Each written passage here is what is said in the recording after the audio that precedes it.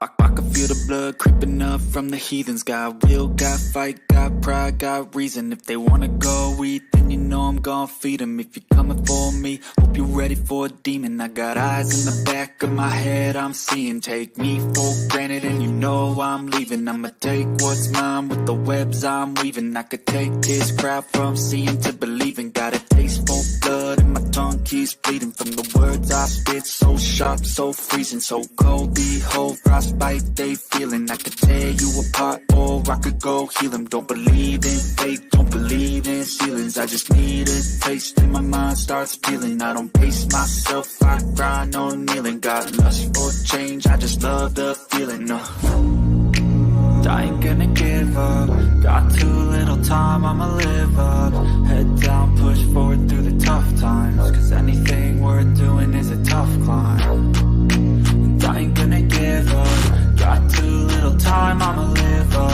Head down, push forward through the tough times. Cause anything worth doing is a tough climb. Cause I'ma live life for the fight, yeah, I'm here to get it. I got drive, got sight, always have a vision. I go by at night, I be in my feelings. I'ma be fine, need time, and I'll soon be winning. I live life for the fight, yeah, I'm here to get it. I got drive, got sight, always have a vision. I go by at night, I be in my feelings. I'ma be fine, need time, and I'll soon be winning. I can feel the blood creeping up from the heathens. Got will, got fight, got pride, got reason. If they wanna go eat, then you know I'm gon' feed them. If you're coming for me, hope you're ready for a demon. I can feel the blood creeping up from the heathens. Got will, got fight, got pride, got reason. If they wanna go eat, then you know I'm gon' feed them. If you're coming for me, hope you're ready for a demon.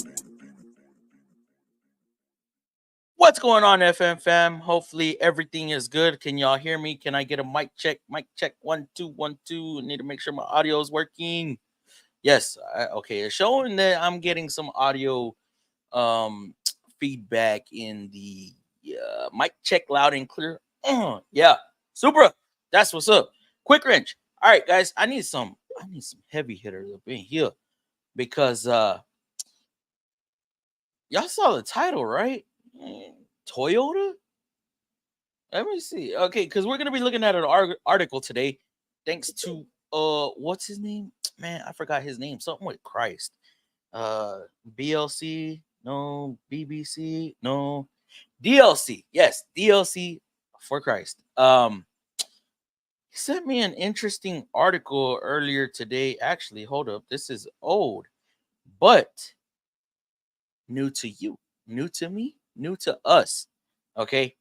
It's from August 24th, 2023. Toyota trying to make ammonia. Okay, I have issues pronunciating some of these words. So yes, ammonia engines, and I'm gonna share the article here in a minute. So they're trying to beat out EVs.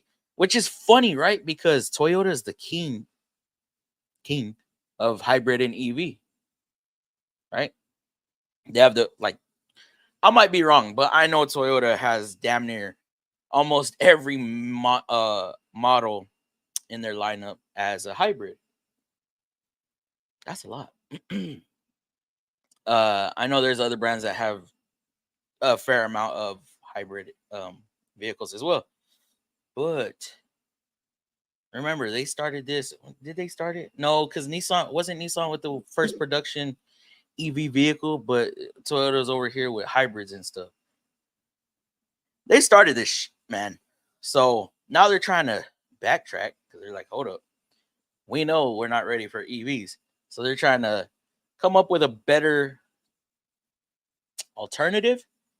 I think we talked about not too long ago. I know JT's covered it about hydrogen engines. Well, now they're trying to do ammonia engines. Okay. So I'm gonna screen share. Oh, let me figure out how to do this. I feel like I ain't done it in a while. Let's see. I actually studied up on the auto stuff. What you talking about, John? Hold on, let me get through this, and then we will have some fun with it. Can y'all read that, man? Hold on, let me blow it up like my face. All right, here we go. I'll get that out the way. So y'all read this, right? Over the years, Toyota has made quite a buzz for its alternative energy ideas and forward-thinking fueling goals. Okay, does anybody recall that hydrogen-powered 5.0 litre V8 RCF engine that Toyota commissioned a couple years back? All right, but hydrogen and hybrid motors aren't the only things that Toyota is dabbling in. As more and more people discover that their EV batteries are far worse. We've been saying that. All of us, right? All of us in the chat.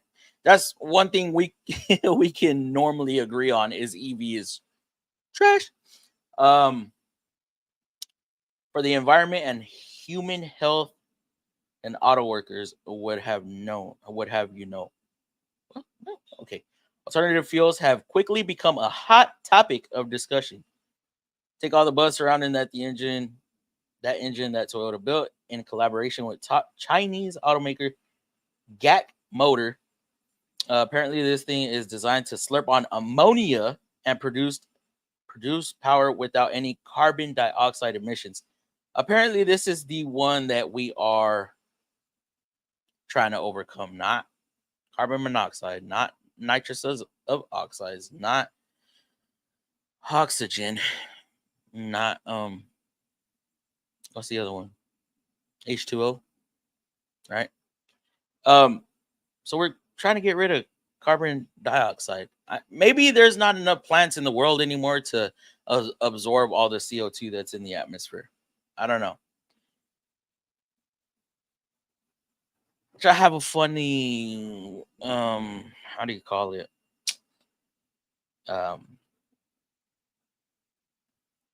I feel a certain way. I feel a little funny about carbon dioxide. Like, it's not really one of those harmful gases that we really care about. I mean, yes, it is, but we exhale it.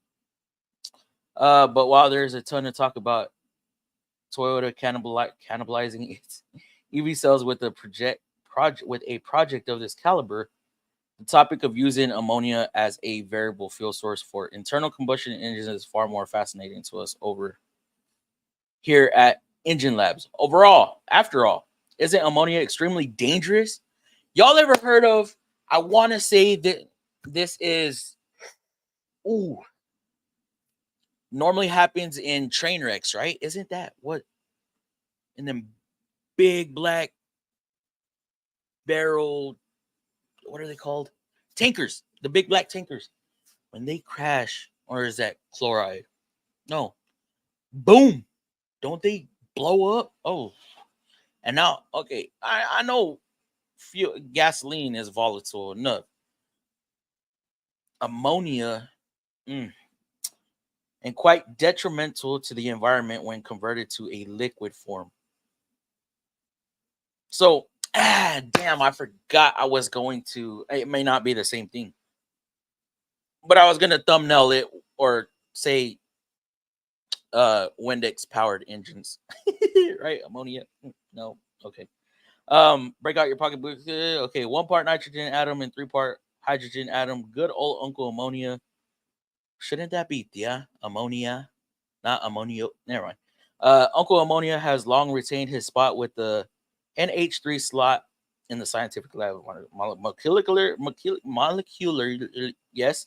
Speaking, is really not that bad of a dude. Okay, being that there aren't really being that there really aren't any carbon atoms present, CO2 production levels from burning ammonia seems about as low as you can go. Hello, can you go? Can you go down low? Ought to wait. Okay. But start to consider the energy and equipment required to make this stuff viable as a source of fuel for combustion, for a combustion engine. And so you've got a fat batch of fresh variables to consider. So, will this be a good alternative? Will you feel safe putting that fuel, that dangerous hold on, how do I go big? Come on. Will you feel safe putting that dangerous liquid form ammonia under your seat? What's gonna happen if there's an accident? Are we gonna be able to to encapsule this fuel, this volatile fuel, to keep us safe in case of an accident or a fuel tank puncture or something of some sort. Because as we know, fuel doesn't ignite as a liquid; it ignites as a vapor. Is it the same for ammonia, or is it just as dangerous as liquid form? There's a lot that I don't know about this. If y'all want to check this out later on, I will try to link it in the description. There is a YouTube video going along with it. I cannot play that video because y'all know what happens. If one of the guys from Toyota see that I'm playing their video,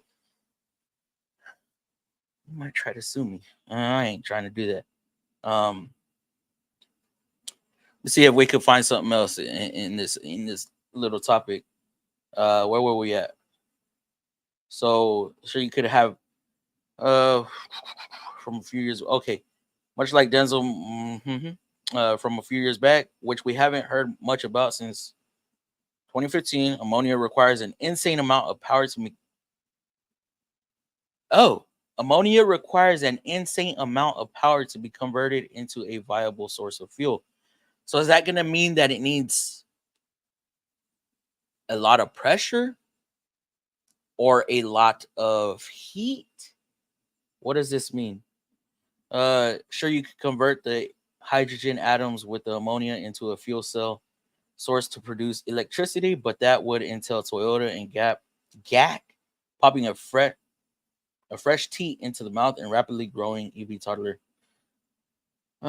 Okay. Yeah, like I said, I will link this stuff in the description if y'all want to check it out later on. We're gonna have a discussion about this. So to see a claim that a 2-liter 4-cylinder can produce 161 horsepower on this stuff, 90% reduction in carbon emissions over the pump gas is intriguing. Okay. 161, that's not bad. I mean, a 2-liter 4-cylinder. What about turbo? Will we see higher, about 100 horsepower more? Because that's what we're seeing right now, right? For a typical 2-liter forced induction, we're seeing 250-ish on the HPs. Let's see, ugly side of ammonia. First of all, is the fact that ammonia tends to carry more toxic warning labels than a container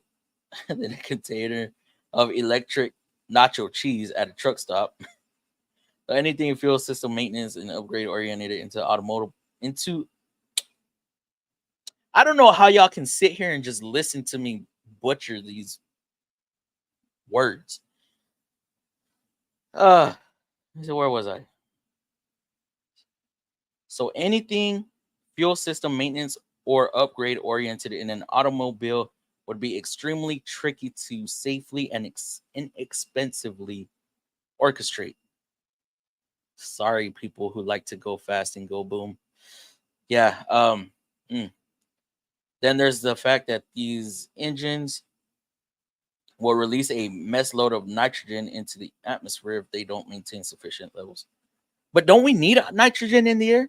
Okay, well, whatever. We have most 71-ish quick wrench. Do you remember what it needs a flux? Do y'all remember the amount of nitrogen that's in the air as we breathe? Okay, this stuff that people like to put in their tires and think it's better because they're getting 30% more nitrogen. Is it 100% nitrogen that they're putting in the tires? Anyways, ooh. Can we trap this stuff and then put it in our never mind. Acid rain, da da da da da. Yeah, so I'm done reading. I think I've read enough for today, and then I gotta go through y'all's comments. So I'll link this in the description down below. Y'all can watch the little video, and let's get on with the discussion.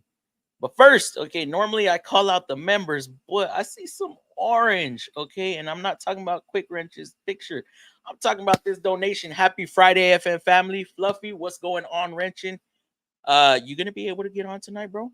I mean, how would this make you feel if Toyota actually ended up going through with this? Okay, now I will bring something up maybe a little later because I was gonna make I don't know. We'll see where we're at. We'll see how well we can stay on topic with this. And if we end up veering off a little bit, then I'll bring something else up. If not, then it's gonna be a separate stream. But I've noticed I've been doing a lot of streams on this whole EV junk. Yeah. Thank you, Wretched Mafia, for that $20 donation. Dang, I didn't even realize it was $20, bro. Dog. Appreciate it, bro. Straight into the channel. All right, we got Supra up in here. Okay, Supra, first one. Justin Smith, what's going on? Peter, hi. Turner, what's going on? Sergio, Shannon, DLC. John of some trades, what's going on? I don't know if you're still in here, John, but hopefully you're getting better, bro. Hopefully you're getting better. Quick range, we got Dom Terquiz. Man, there's a bunch y'all active tonight, huh? I see. Okay. Rancho Mafia. Yep, Rancho Mafia's up in here. Works for two. Okay, what's going on, brother? I hope I didn't miss nobody. Peter. I did say Turner. I did say Shannon. Lakes. What's going on, Lakes? Bro, just got off work. Long day. Probably going at the bed. What? Lake said the last couple times, man, he falling asleep to us. He said we bored. Got to get up at 8 in the morning and do a timing job. Lakes, always. You know what, Lakes, you work on and off, every other, or are y'all off every other? Hey, I said that the same thing, just different. Do you work Saturdays, or are you off Saturdays, or are you every other? That's what I meant to say. And then, another $5, bro. You killing it, bro. What the hell? Hit the like for Fluffy, guys. Yes, please hit that like button. Let's get this freaking video out there. We got 11 likes, 25 viewers up in. Man, let's get that up a little bit. Appreciate you wrenching. Okay, I think I called out all the members. Whew, that was a long list, guys. All right, let's go. Happy Friday, FM fam and Fluffy. What's going on, Super? How you doing? Happy Friday to you too. Actually, I missed how to auto repair. My bad, brother. I got a brakes question that I'm stumped on. Customer had a spongy pedal, ended up finding master cylinder leaked internally. Took a test drive and pedal would get super hard, unable to stop. Oh, no fluid in brake booster. Booster operates as intended. Does it have drum brakes? What kind of vehicle is this? Supra, you know damn well, bro. You know damn well you're supposed to make your make and model when we're talking about vehicles. You got to give us some information, bro. Come on now. Come on, bro. Evening, brother. What's going on? Justin, a long time no see. Hopefully you're doing good. Hello, everyone. Wrenching. Yes, hitting them emojis. Appreciate it, Peter. Fluffy, what's going on, Turner? Turner, I know you got some stuff to say, buddy. I know you do. What's going on, Sergio? Sergio, bro. Tell me why.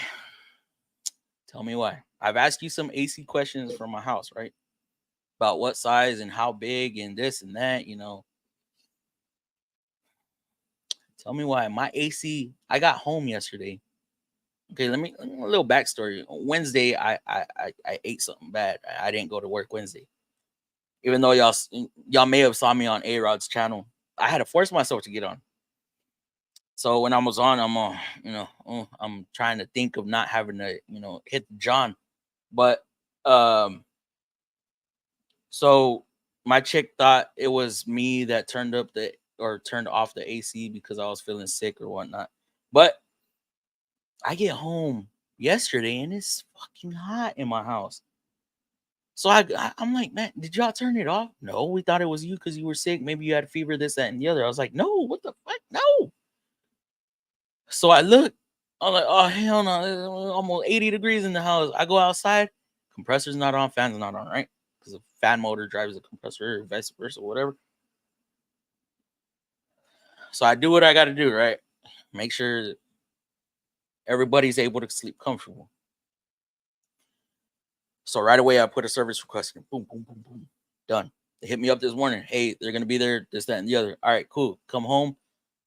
I get home because I need to talk to this guy to understand what's going on and what he found, right?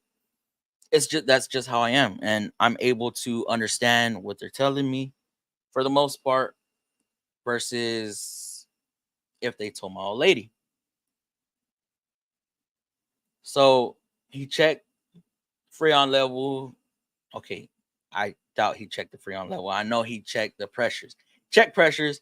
Don't know how he's gonna check the Freon level when he just had gauges in it. Maybe there's a way. I don't know. But he got here and he said it was working. Okay, I got here about 10 minutes after him. He said it was working. Checked the coils, he checked the cap, he checked something else I forgot. He said everything's good. Everything's copacetic. I'm like, okay, well, why the fuck is it working now? He goes, maybe somebody pulled the service plug and left it. I was like, nah, bro, I checked that last night. Ma's even beating on the damn motor trying to get it to spin up. Nothing. Oh, actually, the fan motor sits on top, right? There's not. Hold up, Sergio, you might have to. Well, so this was during my lunch break. Well, I go back to work. I bust out a transmission.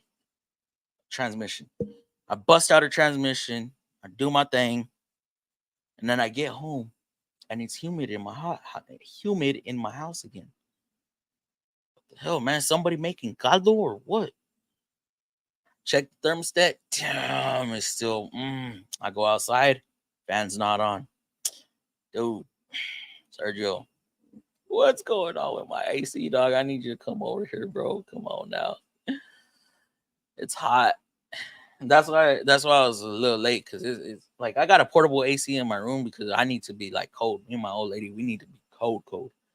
But yeah, I was trying to get it cool down in my room a little bit before I hop on here and get in front of these lights and this hot electronics, bro. Shannon, what's going on? How are you doing? Hey, Fluffy. Me or you? What's going on, John? Fluffy, what's going on, DLC? Actually, hold on. Let me scroll down here. DLC. Oh, wait, what the hell? Wait, what the hell?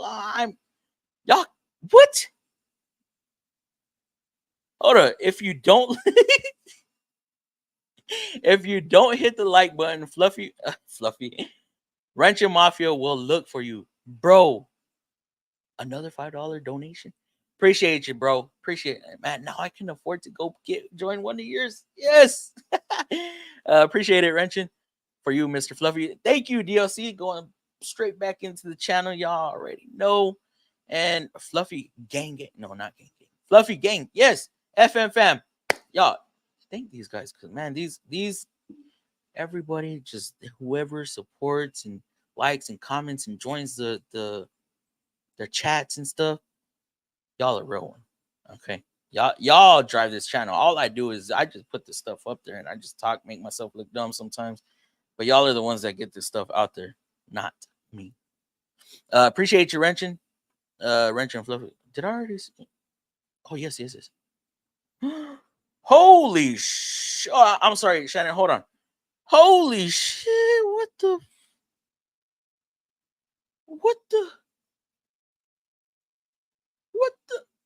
Congratulations, brother. Congrats. What is this, number 2 or number 3? Because I know you got your daughter. Yeah, is this gonna be 2 or 3, bro? Dude, congratulations. Hoping for a little boy. Congrats, Justin. Yes. Thanks, Supra. All right, going back to Shannon, Wrench, and Fluffy. Yes, guys, y'all know there's a new y'all see that BWFM, right? That's black and white FM. All right, I changed the colors up a little bit on the logo. Maybe it'll make it onto a hat and put like that. I talked about these hats before, but guys, I promise, not only am I going to be coming up with hats, which I'm hoping to do before this winter is over, before the end of the year. That's gonna be a for sure thing. I got a little something else coming too. Okay, it might be a package deal. Yeah. What's it? Okay, yeah. Congratulations, bro, man. You should be super happy. What's up, FM? Hitting it with them all. I need to get a hold of Maybe if I upgrade this to like the $25, no, I'm on and for the $50 a month, maybe it'll bring my emojis over. I don't know. What's going on, John? Just a quick drive by. My spine is in too much pain at the moment. Need the night off. Have you been working, bro? Oh man, dude, you crazy, bro. You crazy. Mic check loud and clear. Appreciate you. Super. Damn, I'm that far behind already. Oh, sounded great. Thank you. Just kidding. Okay, John, take care. I hope you feel better. Yes, hopefully you feel better. Quick Wrench, what's up, all? What's going on, Quick Wrench? Mike Good, dude, what the hell? What are y'all doing over there? Mike Good, thank you, Justin. Working. You working right now? Mike working. Oh, thank you, John. Yeah, guys, when I got on, because I was on Zoom and I had to adjust like settings on Zoom. It messed with all my settings over here. I was like, what the what's good, man? What's the word? What's the word? You're the word, bro. You're the word. What's going on, brother? How you doing? How are you doing, Easy Tech? I see you got some more tools up in your toolbox, dog. That's what's up. Fluffy Ranger. I can't read those. And I know why Toyota is, and I know why Toyota is the future because they keep on innovating. Why is that? Why is that, John? Okay, I'm gonna have to scroll down back to the bottom. Hold on. Toyota is a powerhouse, that is for sure. You know what's weird though? I keep seeing the Tundras getting traded in. Why? Why? I don't understand. Fluffy, what's going on? Thank you, Wrenching, for the dude. You crazy, bro. You getting on tonight? You getting on, Fluffy? What's going on, bro? Are you getting on tonight? I want your input, bro. I want your input. As also, Turner, if you Turner, you're down. I'm down to bring you on because I know you have a lot to say, especially when it comes to alternative fuels. Okay, people really listen to you talk about this stuff. You know, hey Turner, how's it going? How's it going, Turner? Hey, yeah, I see this chat going and I see that chat going. And, oof. Hey, Shannon, Dave, Justin, and everyone. Turner up in the house. Dom Terry Quiz, Gil, Fluffy. What's going on, Dom? How are you doing, brother? I actually studied up on the auto stuff. So you know. I started at a Toyota dealer. They're definitely my future, bro. And I am sure Toyota is gonna have fun with you in their future, bro. I will say this: Japanese brands are the best, bro, when it comes to working for them. Anywho, Admiral Peck, thank you for joining up or joining in. John Deere has been using ammonia engines for 6 years now. See, that's what I'm talking about, bro. That's what I'm talking about, Turner. You have this natural knowledge. I think it's silly, bro. I think it's silly, Quick Wrench. What you think about that GEF fluid system on gas powered engine? Now, if y'all don't know what he's talking about gasoline exhaust fluid. I don't know. Where'd you find this, Quick Wrench? I found out about it through BFT, Bearded Ford Tech. I was like, dude, are you serious, bro? Like they're really doing this? So it's a catalytic converter and then the after treatment for gasoline. I guess. And all this emission stuff is also what's driving the prices of vehicles up too. Unhinged, how you doing? But I can't explain what's up with the automotive industry over text. But I've studied it in detail. Okay. All right, Don. Hey Dave, Justin, congrats on the new little on the way. Yeah. Congratulations, man. Something to be happy about. Toyota knows hybrids are better than EV for the most cases. Plug-in capable hybrids can have all the advantages of battery electric with almost none of the side downs. So let me get this right. A plug-in hybrid, they don't use they got to use the motor, right? The electric motor, of course. But what's the difference between the plug-in versus the how do you call it, the hybrid, the conventional hybrid, where the engine, when the engine's running, it's driving the generator and producing power back into the battery? What's the difference with that? Because man, if I have to plug it in, I just don't want it. I think hybrid. What is that? Parallel. I don't remember. It's been weeks since I went to that damn class. Month and a half already.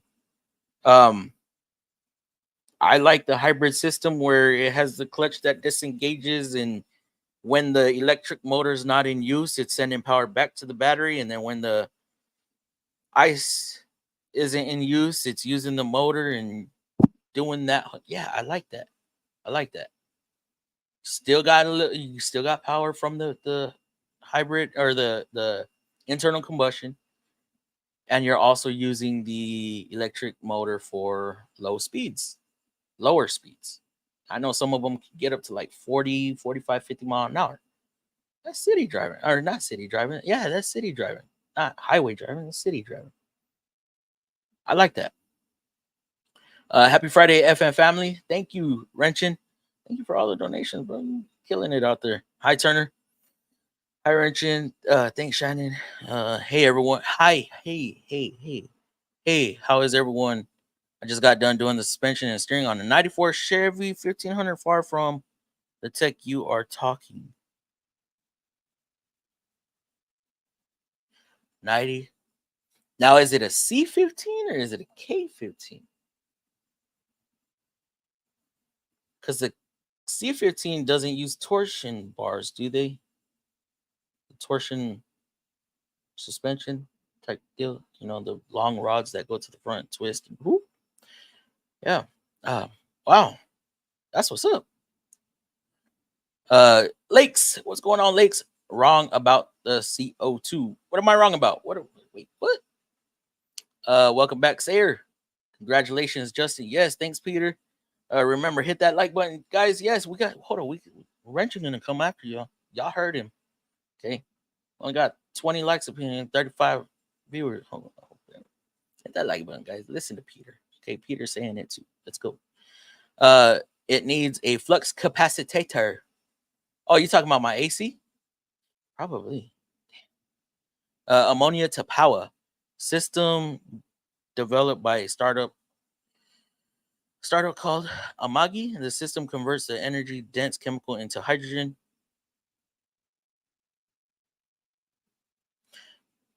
Wait, hold on. So they're converting the ammonia into hydrogen, which then powers a 100 kilowatt hydrogen fuel cell. What the fuck? What? Yeah, I'm gonna need you on. Uh uh I know about this stuff. I'm sure you do. We are converting ammonia into hydrogen in a fuel cell, not burning it like gas. So then what the fuck are they talking about, Turner? How have you been? 80-ish% on the what? Wait, you're saying we got 80% nitrogen in the? I thought it was. Oh, yeah, you're right. My bad, Dave. I've been good, DLC. Just got off work. Probably gonna go to bed. Got to get up at 8 in the morning. Man, crazy late, crazy. I got to get up early too, man. They don't want me to be late no more. It was a good run. I've been. I'll join the stream tonight. All right, brother. Are you home or you're gonna be home? Yeah, I'll send you the link. Ranger. Have a good night, Lakes. Hey, Lakes. What up, Lakes? How was your day, brother? See, look, guys. Look, y'all see that? If you don't hit the like button, Rancher Mafia will look for you, and there's a whole bunch of them, guys. Okay, for you, Fluffy. Did I cover that one? Thank you, DLC, for the $10. I I licked the stream already. I almost thought he meant to say click, and then he put all the thungs, and I was like, oh, that's what he. Okay. Sounds like a master. I think he put a master in there, but Supra. Oh man, really? I'm that far behind. Hey, Turner, Wrenchin, and Shannon. Oh, a very long day at work, and got to get back at it early in the morning. Lakes, you're good, brother. You're good. Thank you for stopping by, and I hope you have a great night. Hope you have a great day. And man, don't let people be buying their own parts for them tickers on the 300s, bro. I seen that video through and through. I saw both of them. I was scared. I was scared for you, bro. This is an '09 Ford Flex, all disc and calipers. Bled the brakes and ABS system also. And you said it's a hard pedal. Did you adjust the push rod? Ooh, good night. Get good night sleep late. Yes. Yo, Transking FM fam, what's all this Toyota stuff? Man, we converting, bro. We converting, Toyota and Nissan, we're gonna end up joining up with them. Watch. We're gonna join them again. It's just it's gonna happen. You said pedal is hard.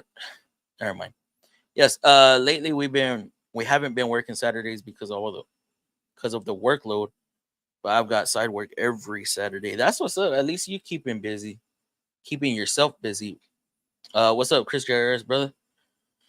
Yo, hopefully you're doing well. You doing well? Are you, bro? Good to see you on the stream. Super hard pedal, possible bad vacuum pump. Oh, wait, they got a vacuum pump? They don't use engine vacuum?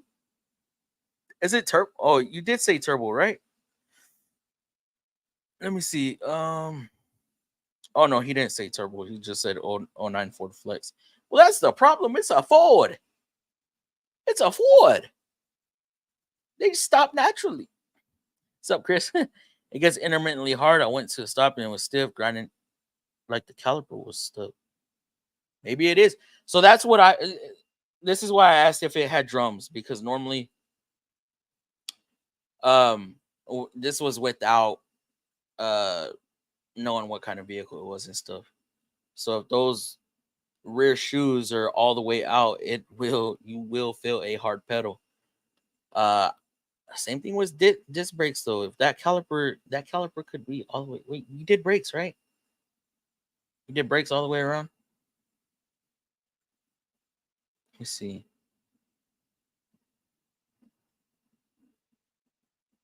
All disc,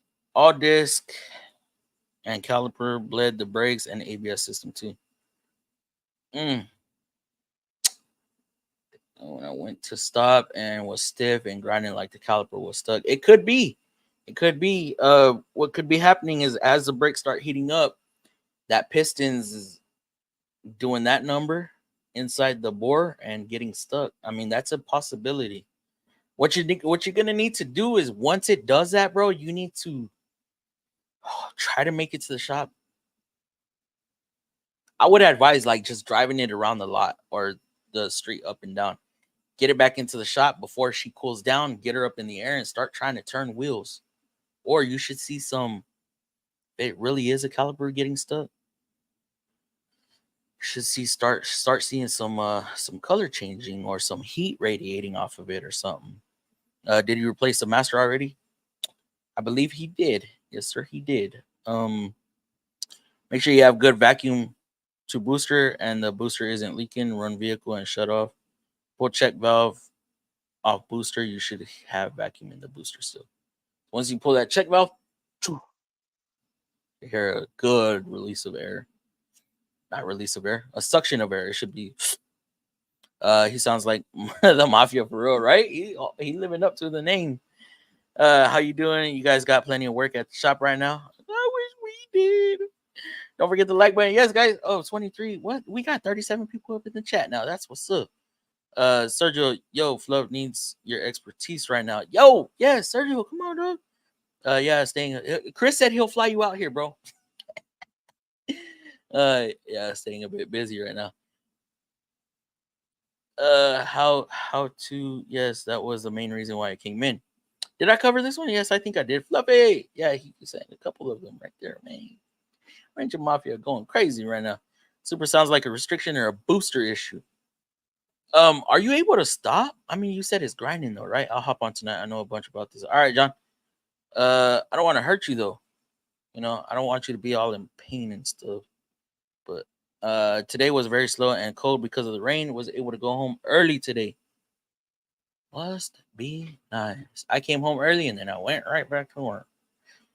Just got home about 40 minutes ago from. That's how big, dude. What the fuck is going on, man? I quit. Man, I'm going up there. It seems like y'all down here in Tejas. Something going on. FM.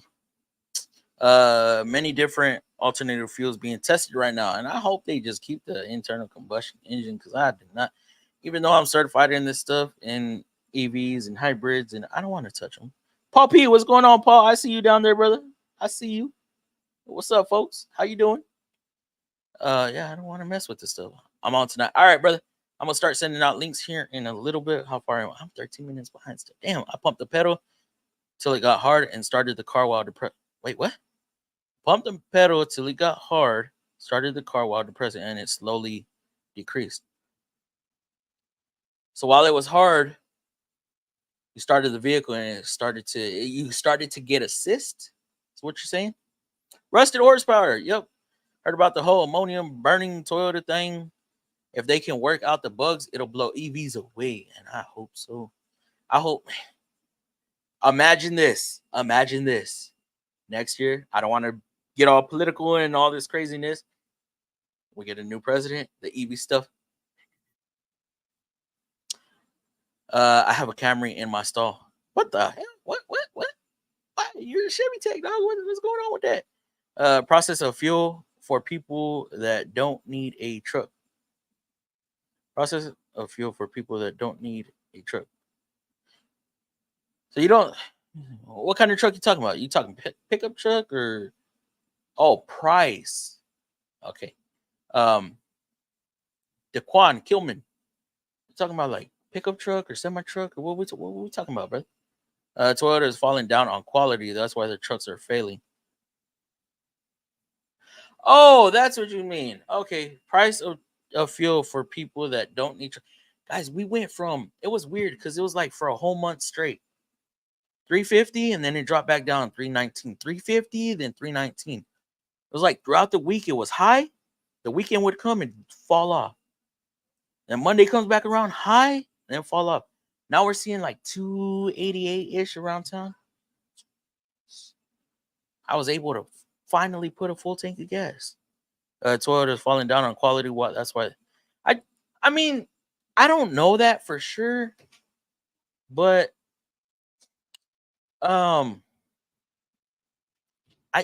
I don't know how I feel about the look of the new truck. I really don't. I don't.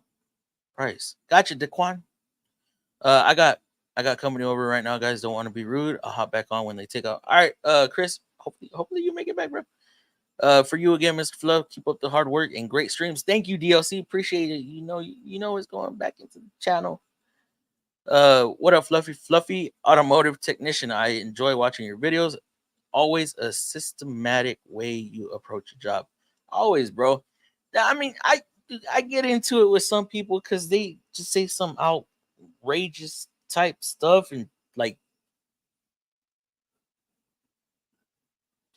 I try to be as honest as I can in the video without stirring up issues, that may come across wrong. If the wrong person sees it, I don't know if y'all understand what I'm saying. Simple things that I do, like if I make a simple mistake, right? We're all gonna make mistakes. I just know if I show a mistake, I can exploit a little mistake that's nothing crazy, and people are gonna jump on it. They will take it so far left field. I'm like, bro, y'all tripping. Or they try to tell me that my mistake was at the mistake I made and it was something else. And I'm like, bro, I told you straight up what I did. Like, why y'all trying to go against me? I don't know. These people are crazy. Some people are crazy. I'm starting to laugh at a lot of things now. And just sometimes I hit them with the jab below the belt.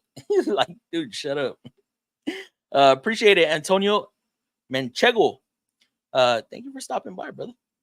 I have a lot of engineer friends working for Big Three. Will be on 2025 models. Unsure which ones, but it is coming. You talk about for the ammonia, for the Windex. Can I fucking put Windex in my gas tank and it'll run? Quick wrench. We have been cucked in the diesel world since 2007. That's when they started the DEF. Is that when they started DEF? I'm not too sure. I'm not too big on the diesel side of it. Or the DPF. Like, what? Yeah, something like that, right? The difference is range. Okay, so plug-in isn't gonna get as far as a range. Yeah, because the gasoline engine is always gonna charge up the generator, right? It's gonna use the generator charge. So when it's a plug-in hybrid, is that the only way? Because Nissan don't have plug-in hybrid. Is that the only way for you to charge up the battery? Is that the only way for you to charge it? And how big is the battery? I only will drive diesel or gas, nothing else. Justin, if it comes down to where they get rid of all of them, going to be hard to do so. Especially if they're gonna try to make things illegal. Like, aren't they? Isn't it illegal to horse and buggy, right? Or am I wrong? I know I heard that somewhere recently. My tools are shrinking. Why? You selling them off or what? Why is that, sir? Plug-in gives you a full charge, which you can run on battery until the battery dies or exhausted. Usually about 50 miles or so, depending on the brand and type. Gas hybrids have smaller batteries. Oh, 50 miles. Yeah, I don't remember how far ours will go. Yeah, but it's about like maybe a fifth or a sixth the size of a normal battery on an EV vehicle. What am I doing? Tripping. Uh, Turner, why are your tools shrinking? Yes, Turner, what the hell's going on with that? Wait, what the hell? Dad's diagnostic specialist changed up your picture. What up? What up, Dad's garage? How you doing, brother? No vacuum pump on a '09. Oh, there's no vacuum pump. Okay. The Ford Flex runs off engine vacuum. I was thinking the booster check valve. So, Supra, what you're gonna if it's the check valve, you're not going to have any reserve. Easy way to tell: leave the engine running, turn it off, see if you got 2 or 3 pumps in that pedal before it gets hard. If you do, then the check valve is good. If you don't, you can leave it running, pinch off the booster hose, and then go check. And then if it comes back 2 or 3 pumps or 4 pumps or however many pumps, um, then yeah, it'd be your check valve. But it's interesting, bro. Check valve. Super, I would take the vacuum hose at the brake booster and see if you have vacuum and eliminate the vacuum side. Yes. Customer came back in June after the brother did pads and rotors. Did a brake hose and bled the ABS. The brakes got hard and wouldn't start in the parking lot. Not even. So all he did was brakes. Hold on, I'm trying to hold up.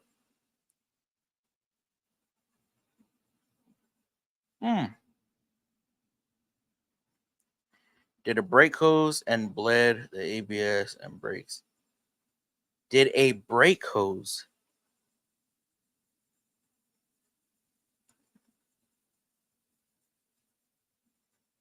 I would chase that hose. I'd look into that hose.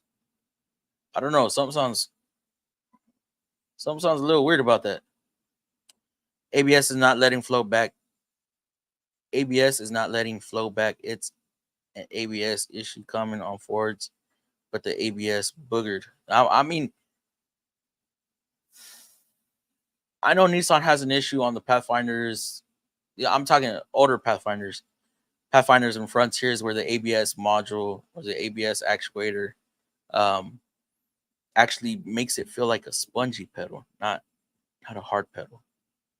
So my buddy that is an engineer said that synthetic fuels are what they are doing a lot of testing with. Okay, so we're gonna see synthetics then.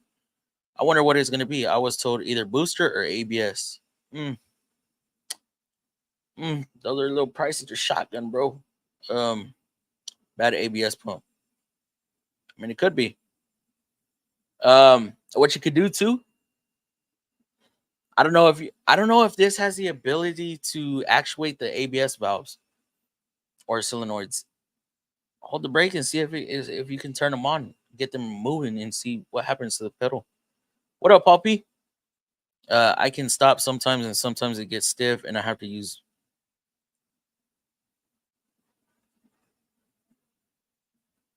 So you just keep rolling. Wait, hold on. Because even, dude, that is weird. Sounds like you've got a restriction. Sounds like you've got a restriction, bro.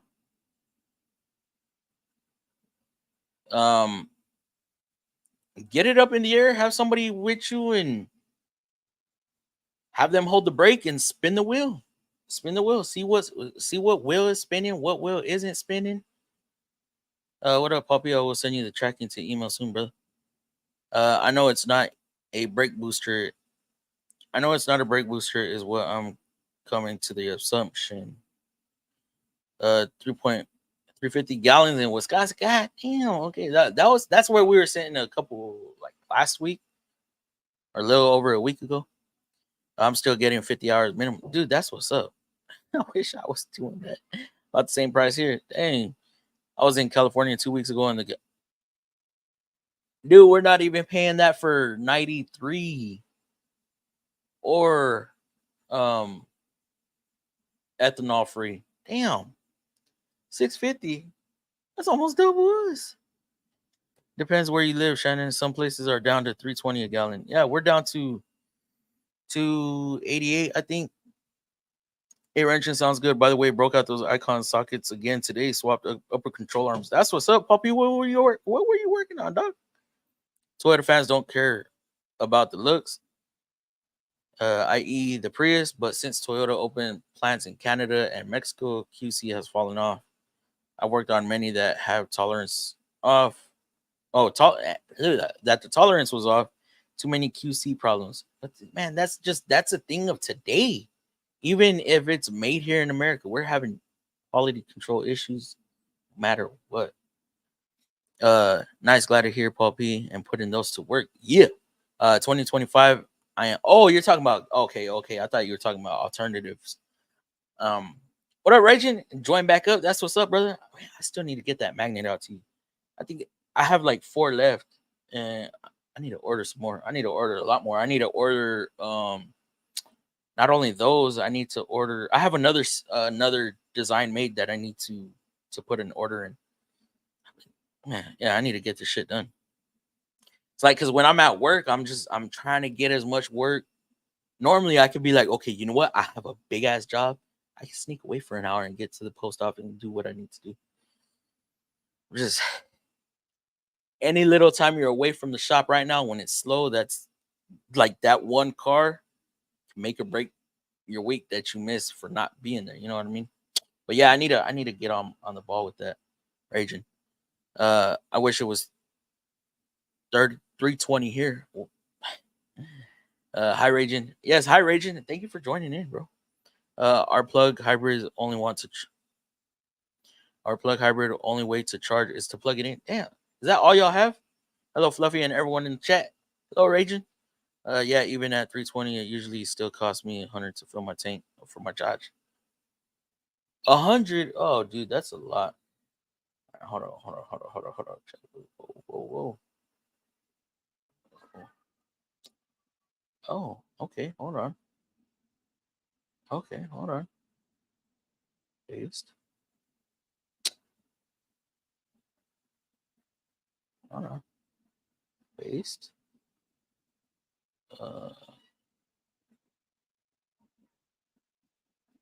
Yes. Send. Hold on, guys. Hold on. And I know it gets a little crazy when we get a lot of people on here, guys. So I just ask that we give people room to talk. That way we could all get a couple words in. And then tonight's stream will hop on.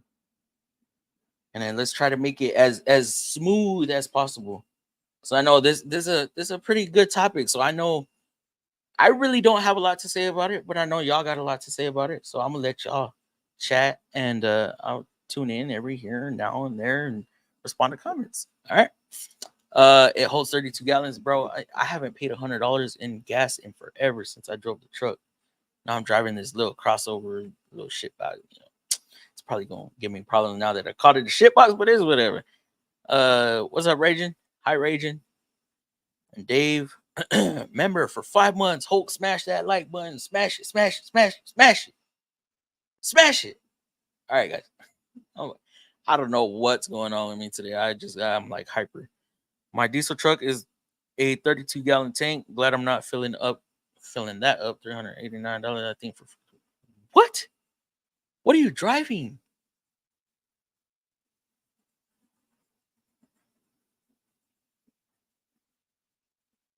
What do you drive? What the fuck? Is diesel up there? Turner, what's going on, Turner? Oh, did you get a haircut? Yeah, I shaved my headboard. What the hell? How you doing? I'm in Wisconsin. No, We not have bad. Amish. You? I'm doing all right. I'm doing good. I'm doing good for the most part. I'm alive. I was dying on Wednesday, but I'm alive now. I see you're liking your new launch there. I'm gonna send you a link to unlock the programming on it. There's a hack that you can hack into the software of it, so you can have the full programming capabilities. Are you talking about the CRP, the 123 or the 919? The 919, the big one that you got. Okay.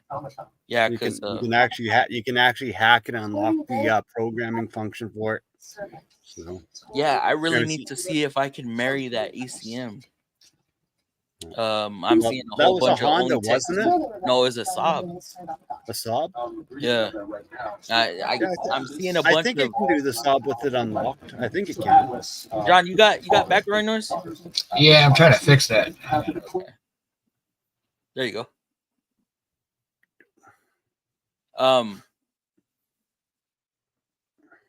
Yeah, I'm seeing a bunch of like you got to use Tech 2 or what's the other one? Well, you can also do it through the GM online programming. You can it's $50 per VIN. You pay I think US it's like $30 or something. You pay $30. Yeah. It's all online and it's using the GM software because GM, Saab, Holden, and all them, they all use the same software. It's cheap. It's really easy and fast to do. We have what's that? Just better.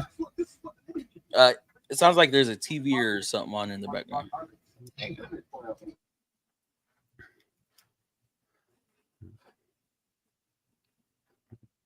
See, my tools are shrinking. Oh, that's what you meant. Okay, he's getting smaller. For some reason, they're small.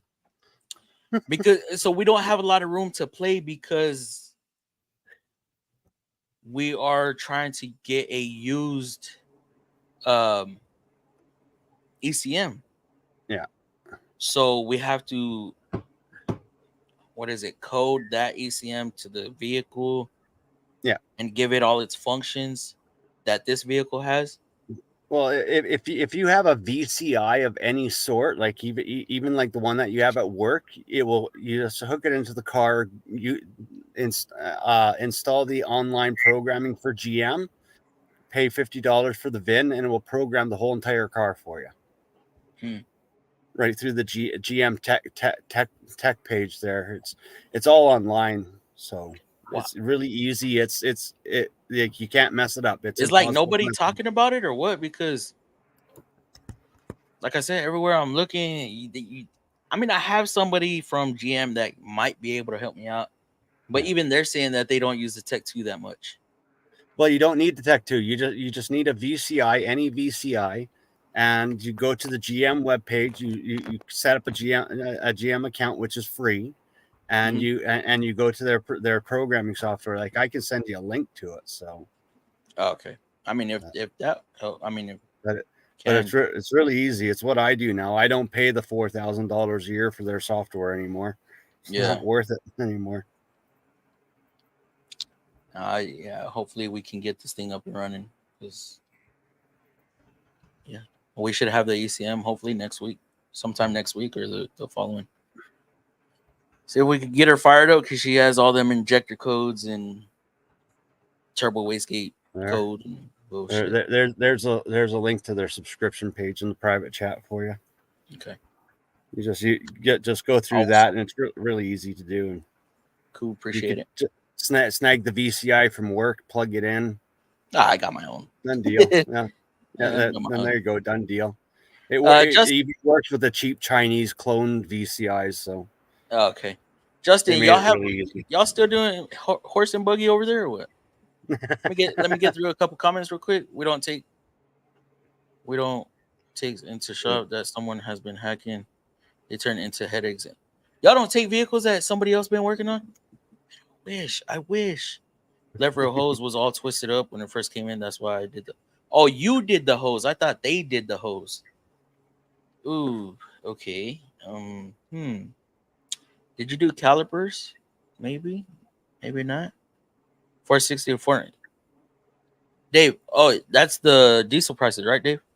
Yeah. The last time I looked, I'll be honest with you. When he asked me that, when Shannon asked me that, I thought to myself, well, shit, I haven't paid attention lately. I have no idea. But the last time I remember looking, yours is gas, right? $12 a gallon. Yeah, that gas truck. For diesel. Mine's gas. No, yeah, I was asking if yours is gas. Yeah. Hell, there's people I know, they don't even pay attention to gas prices. They just pump and dump. They just go. Pump and go. I'm like, man, hold on. I think down the street, Walmart's like 3 cents cheaper. I don't think they will ever get rid of diesel because there's no way they're going to be able to get semis full electric. And Justin, there's companies out there working on it, and they are using a big old diesel generator out there to charge them motherfuckers up. The thing about diesel is you can run it on so many different things. There's probably a restriction wrenching. They can come up with like 100 different fuels that you can run in a diesel engine. Why just not make every engine diesel and just pick a random fuel to fill it up that day? They do it in different countries. Yeah. Different countries have diesel vehicles that we're running here that are gas, but they're diesel in other countries. Yeah. I mean, I don't want something that's going to sound like it's falling apart all the time, but I mean, I guess it is what it is, right? No, but that ammonia, there's a couple different ways that they can go about it. They can use it to convert the hydrogen into a fuel cell, or they can combine it with diesel in a diesel engine and run it that way, or they can or they can just run it straight off the ammonia.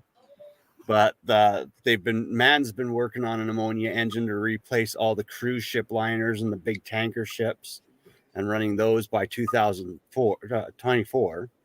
So I have a friend that's an engineer at General Motors, and they said they're putting his whole department, their total efforts are creating a synthetic gasoline that does not produce carbon monoxide.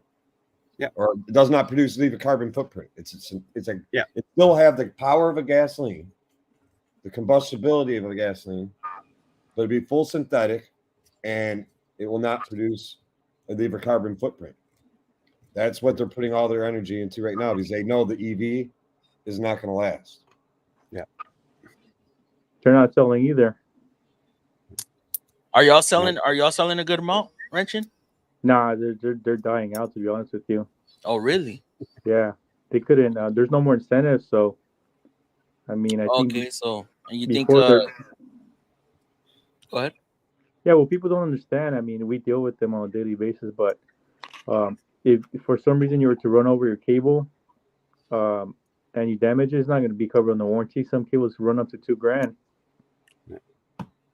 For that, God, what the fuck is the name of it? Yeah, for that plug-in on at home, like the one. Yeah, the 110 to 1. Yeah.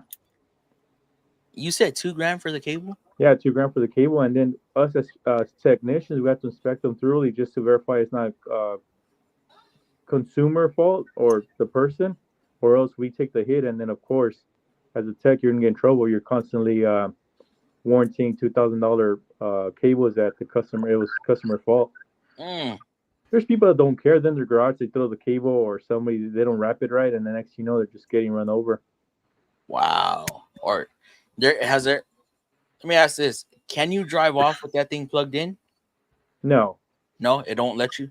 no, it won't plug. And then you can't remove the cable unless you unlock the vehicle. Because of course they don't want people to be going. You're at a store, you're doing something, your car's plugged in, maybe at a shopping center. Oh yeah. Yeah, some people might be against it. That some people could be out, going out there and just unplugging them. Yeah, it has that. And then it won't let you start the vehicle, at least with our manufacturer, unless you unlock the vehicle and remove the cable. It won't, like it senses. Yeah, that has me thinking though. We have vehicles that if the cable gets stuck, what up, Carlos? People can't even drive the vehicle, so they're basically screwed. Interesting, bro. That's crazy. I didn't think that damn cable was that much. And even at that, a lot of shops and dealerships don't want to even get into upgrading. Like one shop out here just started investing in EV equipment, and they're already at almost $750,000 in equipment. Damn. Yeah, it's it. Well, you look at just the basic hand tools for it. An average kit for a technician to work on them is $6,000. Not me. Electrical tape. Well, I tell my coworkers, if I get electrocuted, just let me die. I don't want to suffer. Yeah. The rubber gloves, they're only good for 3 months. Yes, like the shot gloves, and you got to replace them. Stupid. Yeah. Just wear rubber boots and don't stand in water puddles. You'll be fine. Well, you also got when you take apart the battery, you're only pretty much allowed to work with if you're not wearing any like really safety equipment, just with one hand, so you won't complete the circuit. Yeah. I never thought of that. Yeah. That's a good name. I mean, I'd hope as soon as you get zapped, you fucking jump back. You're stuck there, Fluff. No, I don't. I'd hold on to that sucker. Hold on to it, fight for as long as you can. You can get immune to electricity. When we went to training, they tell you like the amount of seconds and what the damage can do to your body. Yeah. It just depending on how long you get stuck, your poison, basically your blood becomes toxic. Yeah. It takes probably about what powerful, what kind of EV you talking about? What? What kind of EV you talking about? Like we have like volts. Full electric. We have full electric. The full electric, you probably get caught out. If you get caught on a high voltage line and it's actually traveling through you, you probably got about 10 seconds to get the hell off that, or you're fucked.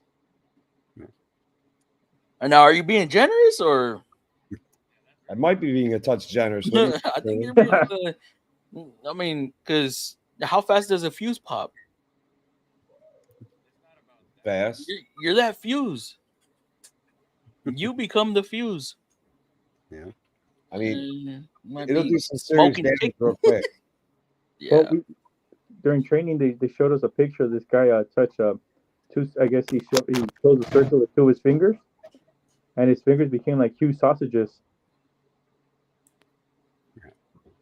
Like what? Sausages, like like hot links. Yeah. Just like they just swell up and they're huge and then just like ready to blow up. Yeah. See, the nasty thing about EVs, like you got AC power, which is low amperage, high voltage, so it's not hot. But when you go to DC, you got low voltage, high amperage, so it creates heat. Mm-hmm. But now with EV, it got the best of both worlds. It's got the high amperage, it's got the high voltage, so you're getting the kick and you're getting the sizzle all at one time. It's hard. Going for a freaking ride. That's what's gonna happen. You're gonna go for that ride. Let me see. How to auto repair. You sure there was no oil in the booster? What up, FM fan? What's going on, Carlos Avila? What's up, my dude? Made it back to Chicago safe. Driving to Arizona and back was exhausting. Bro, what is that? A 24-hour drive? 28-hour drive? That is insane, bro.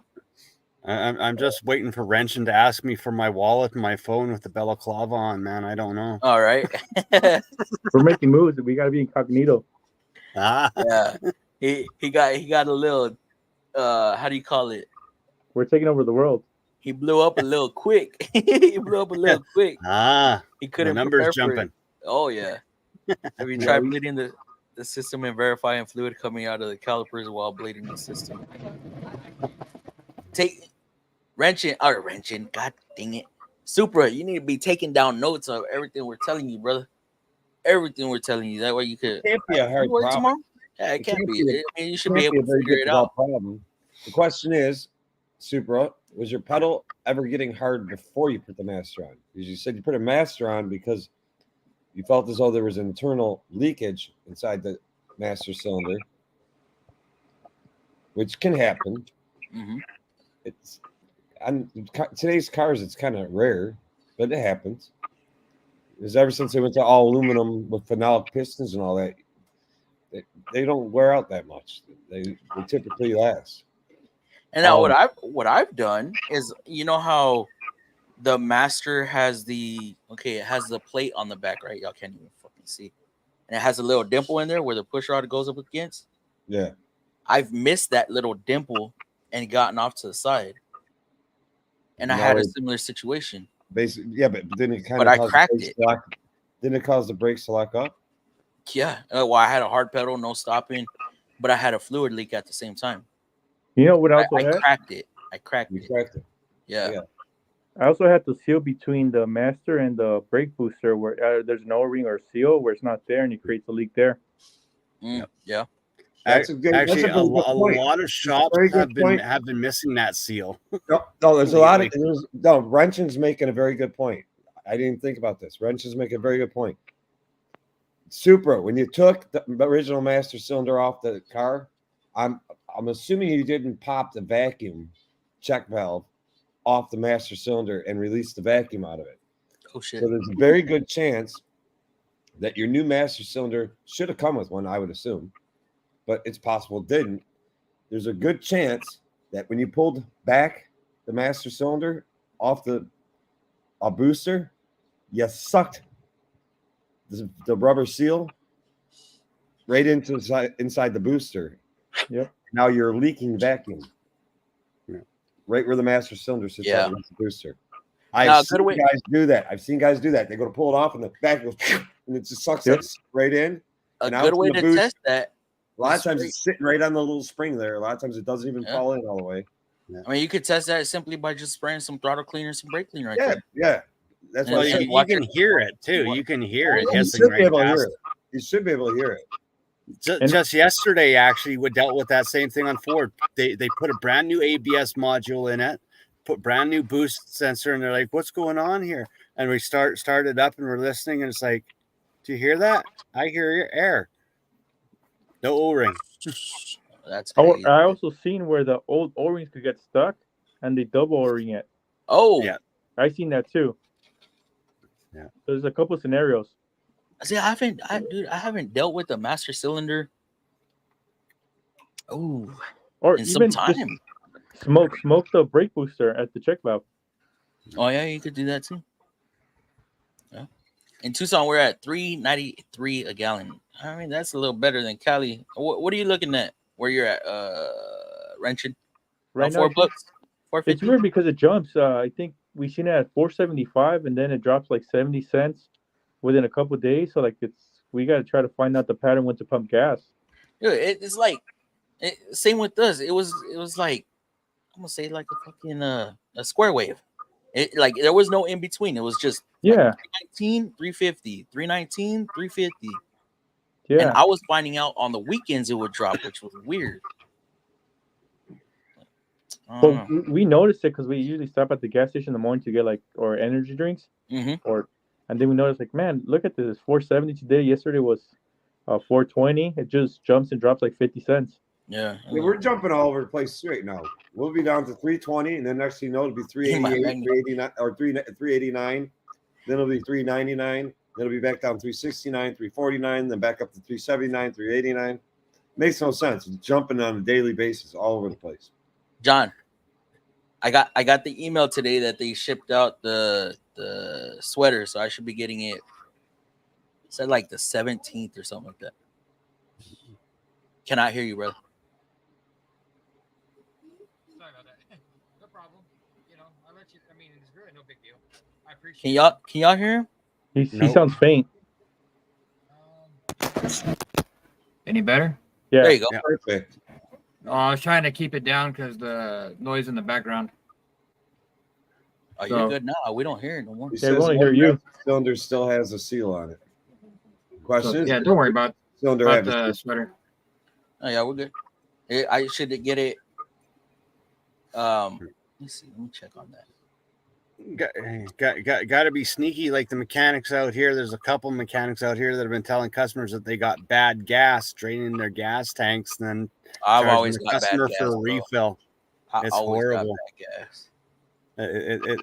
It's horrible out here. There's just every way that they can find a way to steal something from the customers. It's I getting dealt bad. with the car today. I dealt with the car today that got turned over to me by another technician. He gave up on it, and I didn't even know what he was dealing with. I took the day off yesterday, and I came in today. Yeah, I took the day off yesterday. What? Hold on, wait, say that again. I took the day off, What the fuck? but yeah, I had anal glaucoma. Get the hell out of here. I did. My ass couldn't see myself going into work. Oh, okay. I like that one. I actually called my manager up and I told her that. She's like, really? You're not coming in today? We're fucked. We got so much work to do. I'm like, I'll catch up tomorrow. So I ended up working real long today. But one other text was, I guess, banging his head on this car that was a nose start. I got everything I need. So I get the car. They pushed it out. I get the car back in the shop. I'm checking it all out. So next, I got fuel. I got spark. I got good timing. I got compression. I got everything. So I cracked the fuel line. So I'm turning the key on, get that prime. And I took some of the gas out of it. I put it into a styrofoam cup. Plastic cup. Styrofoam cup, eat right through it. Well, that's the point. Yeah. Then you know it's gas, right? Yeah. There might have been a touch of gas in it, but this was primarily diesel fuel. You pour it down on the concrete and try and light it. Yeah, I'm like, and he goes to me, bullshit's diesel. And I did that. I poured it on the concrete. I went down. He's all like, "You're crazy," and I go to light it, and it doesn't want to even light. See, that's the. I'm like, somebody put diesel in this gun, man. I said, so what did you do then? I said, we drain out the lines. I said, try to empty the tank, clean it out as best as possible. I said, fill it with a bunch of gas. I said, get that fucker running. I said, it'll smoke for a few minutes when it first starts up. I said, it'll burn out that diesel that did get in the cylinders and did get in injectors and all that. They'll get rid of it. So remember last week we were talking about how the shops have windows so the customers can see and stuff. See, it's stuff like that we have to do that they might think something else. What I agree with you about the not being able to watch thing. I mean, I don't. If somebody really wants to watch me, watch me. But if your car is old, rusty, crusty piece of shit, I mean, that's up to you if you want to watch me slinging a hammer, flaring up a torch, cutting bolts off, and doing some crazy shit on your car. Lighting some gas on fire. I mean, how many customers do you think would flip shit? Oh, they're trying to start fires in the shop, and they're just, not understanding what we're actually trying to accomplish. Sometimes you're just trying to accomplish a good time. Sometimes you're actually doing something scientific. There might be some science experiments going on. But... Well, if somebody puts diesel in their vehicle, I think they're the ones that need to be checked out. I don't know how that happens, and it happens too often. Have you ever been to a gas station where they have 5 different color handles at the pump? Yeah. It's not hard to figure out that. What are they doing? Just putting the tip in? Well, that's why I tried to that nozzle thicker. No, not here. All the nozzles are the same size. Really? All the same size. It's just the color. Yeah, I honestly tried to get a lot of information out of this woman. I'm like, where did you go? What gas station was this? And where was it? Where was it at? Nearly all the gas stations here, the diesel is the same size as all the others. And the reason why is because the pumps are made universal. And since so many different you can have like on queue in one area will have a different variety of fuel than others. Like in Edmond, you can get, I think it's up to 105 octane or 102 octane premium gasoline at the pump. And then if you go to other areas, the highest you get is 93. And then of course we have the ethanol free. We got the standard ethanol, or E80. Some places have E85, then we've got E105. Damn. And so we have a whole variety depending on which city you're in, which gas station you're at. So what state you live in? Same. What state you live in? Oklahoma. Yeah. I'd have to assume our pumps are the same too here in Michigan. I'll be honest with you, I haven't ever checked. But I just was trying to get out of this woman, and she was being very vague with me. And she's like, why are you asking all these questions? Because, ma'am, I've dealt with this before, and I've actually dealt with a gas station. This probably was about 15 years ago, that the guy that showed up to fill up the pump put the diesel in the wrong tank.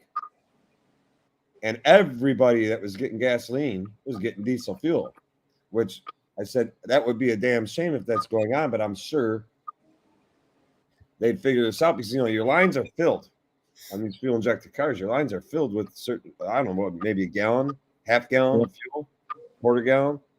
So you could start up and potentially go down the road for a little while after filling up with diesel, and then it dies.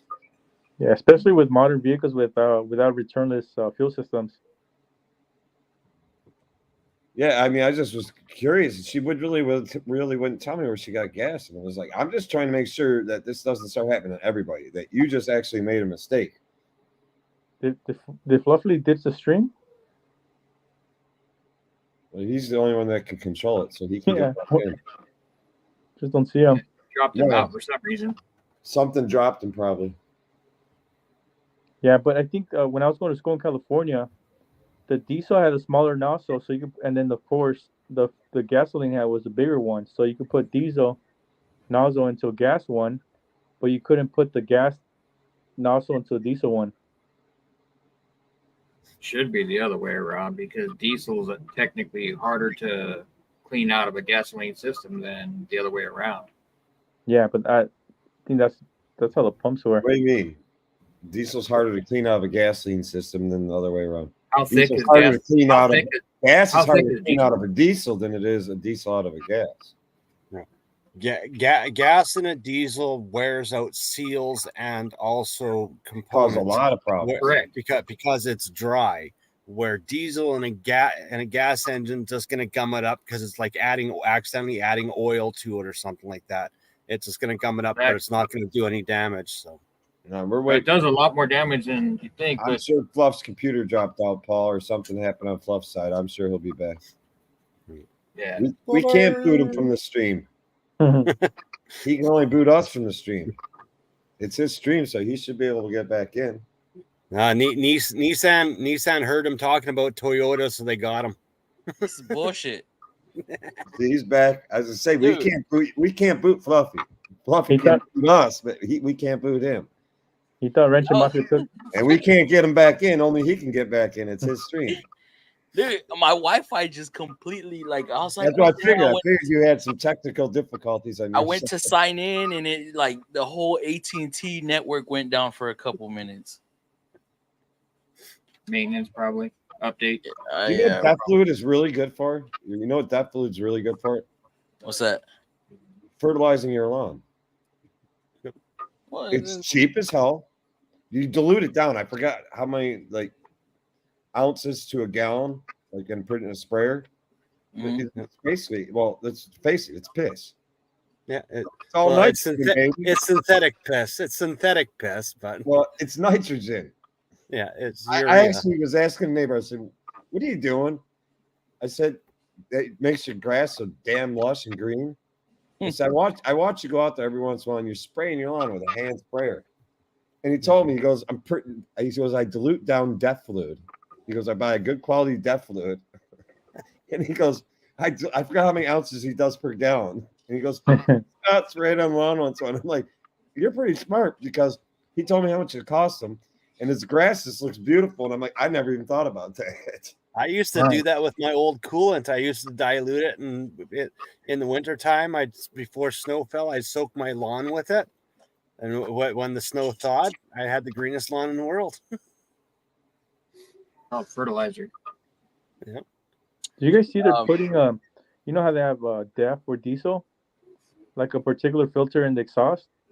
Yeah. I think Ford's doing the same thing, but for their gasoline cars. Yes, they are. Ford, GM, It's going to be starting in BMW, 2025. Mercedes. It's going to be starting in 2025. It's starting next year. It's actually already implemented in other countries. They've been doing it in Europe for a while. Yeah. And Lincoln starts next year here in the U.S. Yeah, I don't think any of the 2024 models are going to have it here yet in the U.S. But Lincoln's, a few of Lincoln, the Nautilus is going to have it next year. in 2024 model, or are you yes. talking 2025? Nautilus 2024 will have the gasoline, the GEF, and Mustang has already been doing it in other countries, so it'll probably be here pretty soon too.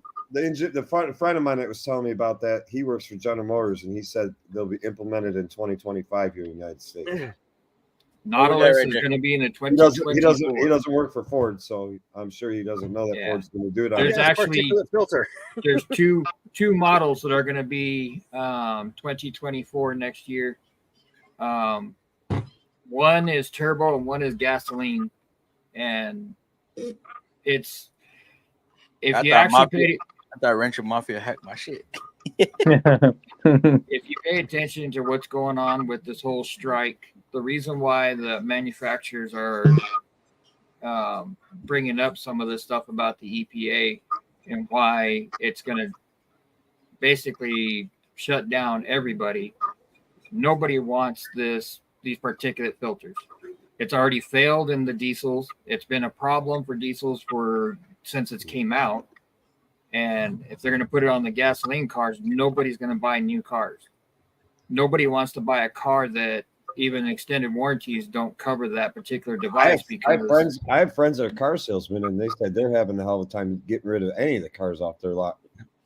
Well, look at the economy right now. Well, they said new interest rates. New interest rates in the cars, they're like the average car payment if you're buying over a 72-month payment. That's not like a $48,000 car, $46,000 car. I mean, what's the interest rate right now? Huh? What's the interest rate? 7.5? It's up in the 8s. Well, it depends. We're 8.7, I think. The prime rate right now, I believe, is 5 something. That's 5.5. Yeah. With the best you can do on a used car, I think it's 7.5 minimum. But some of the car dealers are offering somehow or another. They're offering rates that are actually pretty good. They're like 4.99, like 5%. That's because they're the banks themselves are part of the companies, and so they are doing it for their Ford credit financial interest for whatever based on Ford what they decide. What's going on, DLC? So what's up, man? How's it going, Dave? Mention. How's it going? What's up, Turner? Been a while, man. John? I know. I've been hiding from the social media world for a while. Decided to take a break because I was spending too much time on it. I got you. It happens. You had some, to go back to the topic at hand, you had some interesting stuff saying that you knew about the ammonia. And when I was reading the article, it was saying that this ain't nothing new. It's been implemented since way back when. Ammonia's been around forever. I've used it for about 6 or 7 years now. Well, I heard that it's been around since World War I or something like that. Yep. Ammonia has been around. Matter of fact, electric vehicles have been around since the early 1900s. Who had started it? Was it Porsche that came up with the first hybrid? Was it Porsche? No, the first hybrid was actually, I want to say Dodge. I just saw something about it. Was it the Dodge brothers? Yeah, it was back in 1912. No, it wasn't the Dodge brothers. It was a single guy. I want to say it was Porsche or Ferrari. It was back in 1912 or something like that. So do you guys think that it's actually gonna like actually take over? Yeah, like it was the the article force said? mix it was Minsky. Do you guys do you want to Force know Minsky. about like do you want to know is it going to take over based on like the reality of what's best for the planet, or do you want to know is it going to You're right, take over Hudson. based on what's best for politics? I blew the brakes. Well, of course, for the planet, of course. So that the thing about what's best for the planet, you Carbon guys need to footprint.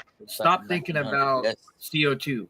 Okay, one single volcano eruption is going to produce more CO2 than everything on this entire planet that is man-made producing. And that's what So they say. The earth is Stop self-destructive. feeding vegans. the water, so it's not just about the plants that can process the carbon dioxide out of the air. The water does as well.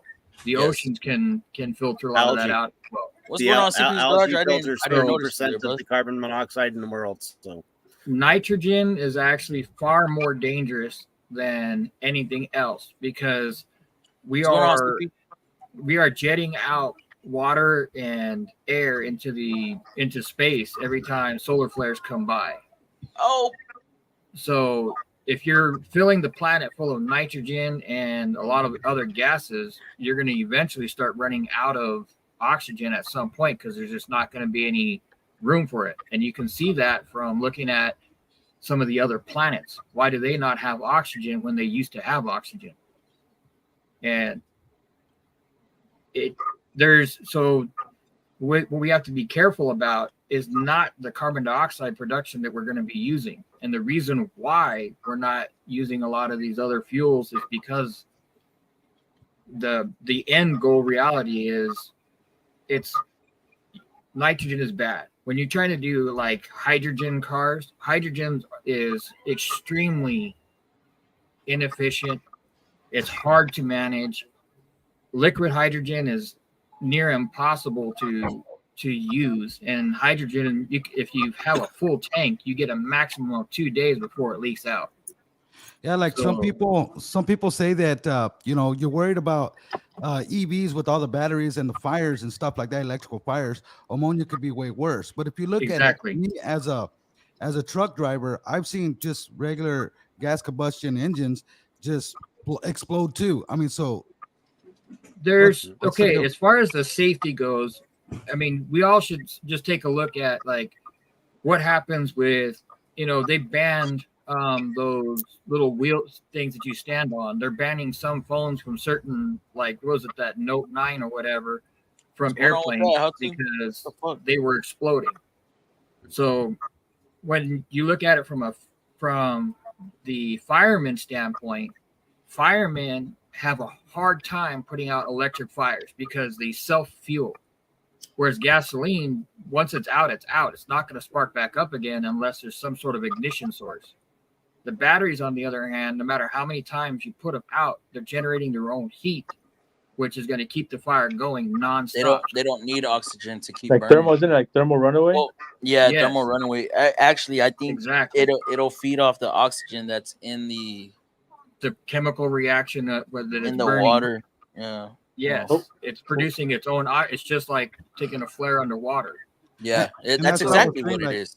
And that's what I was saying. Like some people are like, oh, you want to go to you think the ammonia combustion engine is going to be good, and you're worried. Like they were saying, you're worried about battery fires. Well, like what you guys just pointed out. Yes, I mean the battery fire is way worse. You know what I'm saying? But I don't know about actually I'm gonna hit you in the comment. If people actually cared about the environment, diesel would be one of the ways to go, because instead of using diesel fuel, you actually could recycle used oil from the restaurants and what have you. And instead of, disposing of the oil from the restaurants, it's being repurposed. That used to be something that was a real big thing here in the States back in the 80s and 90s. People would actually just go to restaurants and say, hey, can I, give you $50 a month and I'll pick up all your used oil. Yep. Yeah, and they would just filter Shell it. buys it all now. But yeah, well, the EPA didn't want that because they can't tax it. They can't manage it. They can't keep their hands on it. And the EPA wants the money. I don't know if any of you remember when Trump was in office, one of the things he wanted to do was dismantle the EPA, because the EPA is not doing what's best for the planet. It's a money gimmick. And all this particulate filters are worse for the planet than they are actually helping by far. But with the EV vehicles, what people don't understand is a carbon footprint to build these cars and get these batteries. So they could be a lot more dirtier in the long term when it comes to fuel vehicles because of what it takes to make that battery or that vehicle. You had to see the video I saw today about the mining that they have to do and the explosions they have. Like I've been telling everyone for the last 2 years, EV is not going to work till we have an organic battery cell. That's something that's biodegradable and can be replaced and grown. We've had it since the 80s. Organic. We've had it since the 80s. Nickel was a battery that was being developed. The byproduct is non-potable water. You can just drain it down into the earth. You just pour more water in it, and it would run. You can power an entire house for 10 years, a good size house for up to 10 years. And then you just change out the nickel rod and put another one. They were developing those for countries where power is not available. And the problem with that, it would put the power companies out of business because everybody be buying one of those refrigerator size, batteries for their house. I mean, it's literally the size of just a refrigerator. From Mechanic Johnny. So, nickel batteries would be the way. The problem is, again, the oil industry, the EPA, they don't want any of that because it's not something they can make money off of. And we're dealing with electric vehicles on a daily basis. Number one concern of a customer is my range. Mm-hmm. What and how you get it powered up. People, and it's going to vary per vehicle, per driving habit, correct, per location. What do you do in Florida when a hurricane's coming and everybody's got to get out of there in a big hurry, and everybody's piled up on the power stations trying to get charged up, and it takes an hour per car if you're lucky, even sometimes up to 2-3 hours per car to get those things charged up, and you're trying to run away from a hurricane. Well, also too, like battery cells do go out. Let's just say you're going from where I live, like in Texas, and you want to go to like Arizona, and your battery runs out or the cell goes out, and you're stuck in the middle of nowhere, no cell phone service and all that. And you're out there in the desert and whatnot. I mean, what do you do? Because the range is only like 300 miles on most vehicles, and 300 miles is one of the furthest ones. I believe there's one that goes like 425 or something like that. But what happens then? You're stuck in the middle of nowhere. What do you do in Michigan when it's so cold you can't even get those things to charge? You plug it in and it tells you it's too cold to charge. Please wait. You're right. And it's trying to warm up, but it never warms up because it's too cold. But I did hear what they were trying to do was you actually bought to make a battery with some kind of gel or something like that to where you won't have that issue with it gelling up and stuff like that. I don't know how a gel battery, something like that. I can't remember. Is that a cat? It's He's getting attacked, man. What's going on over there, John? Was that you? Did you send a rogue cat to his house? Well, if your man buys a new TPMS sensor, don't you have to initiate it? Yeah, I saw that. Yes comment. and no. You got to initiate it, and don't you have to tell the TPMS system what the new I put a comment fingerprint is on it? The new. I put a comment on it, but there is a driving relearn procedure. Yeah. It's where you do the whole 31, 30, 29, 28, drive it for so long. I don't remember the exact pressure, so don't quote me on that. But it's a certain amount of pressure per tire, and you drive the vehicle for a certain distance, certain mile per hour for so long, and then it should pick it up. And if it don't pick it up, I mean, I would just drive around until it does it, until it relearns. I just have somebody put one in that knows what they're doing, or that. But I mean, I agree. I agree. Those sensors are fucking expensive. I used to put them in at $89 per. You can get them cheap on Amazon, but they're junk. Well, who's the main manufacturer, like Siemens, or have you guys seen like who makes your TPMS sensors? You killing me with these questions, bro. Like last time I had to look at a compressor. Um, I don't know. No, the I don't question know is who because makes those. like ours, the packaging is of course the manufacturer name, but then below you could see the manufacturer with the part number. I'd So have to then, look because we got like 3 or 4 different sensors. like our TPMS sensor costs like maybe 120 to $200. But if you Mhm. look up the part, the name of the company, you can find them at, well, they're not aftermarket, they're OEM, but they're like $30. Really? What we're using is Easy Sensor. I'm trying to remember who makes them. But we have one now that's like dual band, almost works in every car. Yeah. See, ours. Okay, so we have, depending on the models, we have TPMS that works with iKey, and what that has to do with it, don't ask me. So if you have an iKey or turnkey, it's going to take 2 totally different sensors. And I don't know if that has to do with the bandwidth or not, but See, I with know us, one won't work with the other. How to which 1500 EV gets 400 miles? say it again. Second Amendment. Well, I see How to Auto recently. I'm looking at that bottom comments recently said that the new 1500 EV. I'm assuming he's talking about the Chevy Mhm. 1500, Yeah. the Silverado, will get 400 miles. So does a Hummer, but it takes like a week to charge. Yeah, you're right. A week.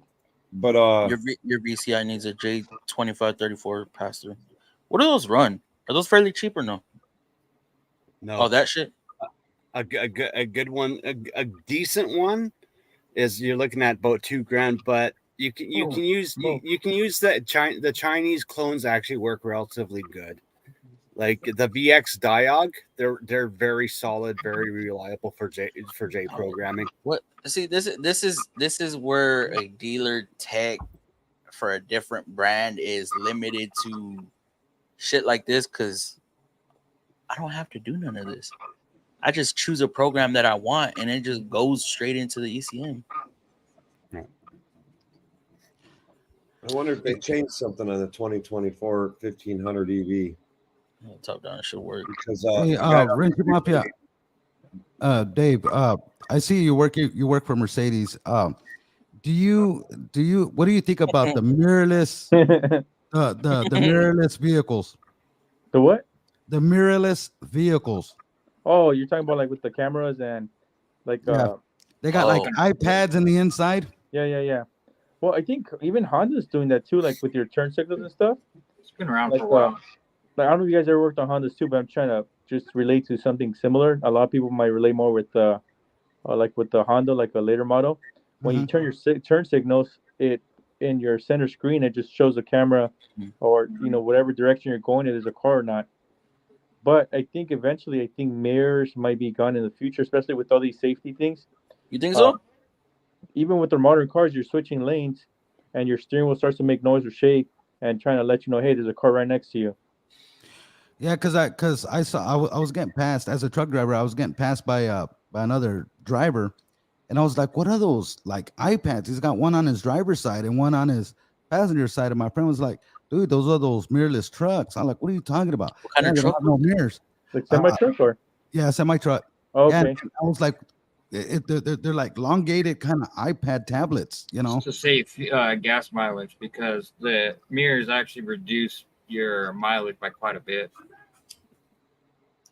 Yeah, but everything's going tech. But what Everything's happened? going tech and driving up the price of everything on these vehicles, and the mandates, all these stupid mandates that are going into play, and manufacturers are going to have to. I mean, we can't even get a vehicle without a backup cam anymore. Because that's basic. That's in a basic package. Yeah, but how much do you think the wiring, the module to control it's actually cheap. The AV backup unit, cameras are cheap. The AV unit, the actual radio assembly, those ain't cheap, bro. Well, what happens when your mirrors? Let me tell you this: in a Nissan, you're looking $2,000 to $4,000 just for the unit Customer itself. pay, or what you Nissan pays? Well, it has to be customer pay, because usually if it gets damaged, it's the CP. Yeah. Well, I mean, I don't know if I'm saying too much, but normally warranty prices are a little higher we charge warranty a little higher. Well, I the don't other know thing if too, it's like that for every manufacturer, but if you have a modern vehicle, do not go through a touchless car wash. You don't should go to you one should never or go go through a to one. brush on any vehicle.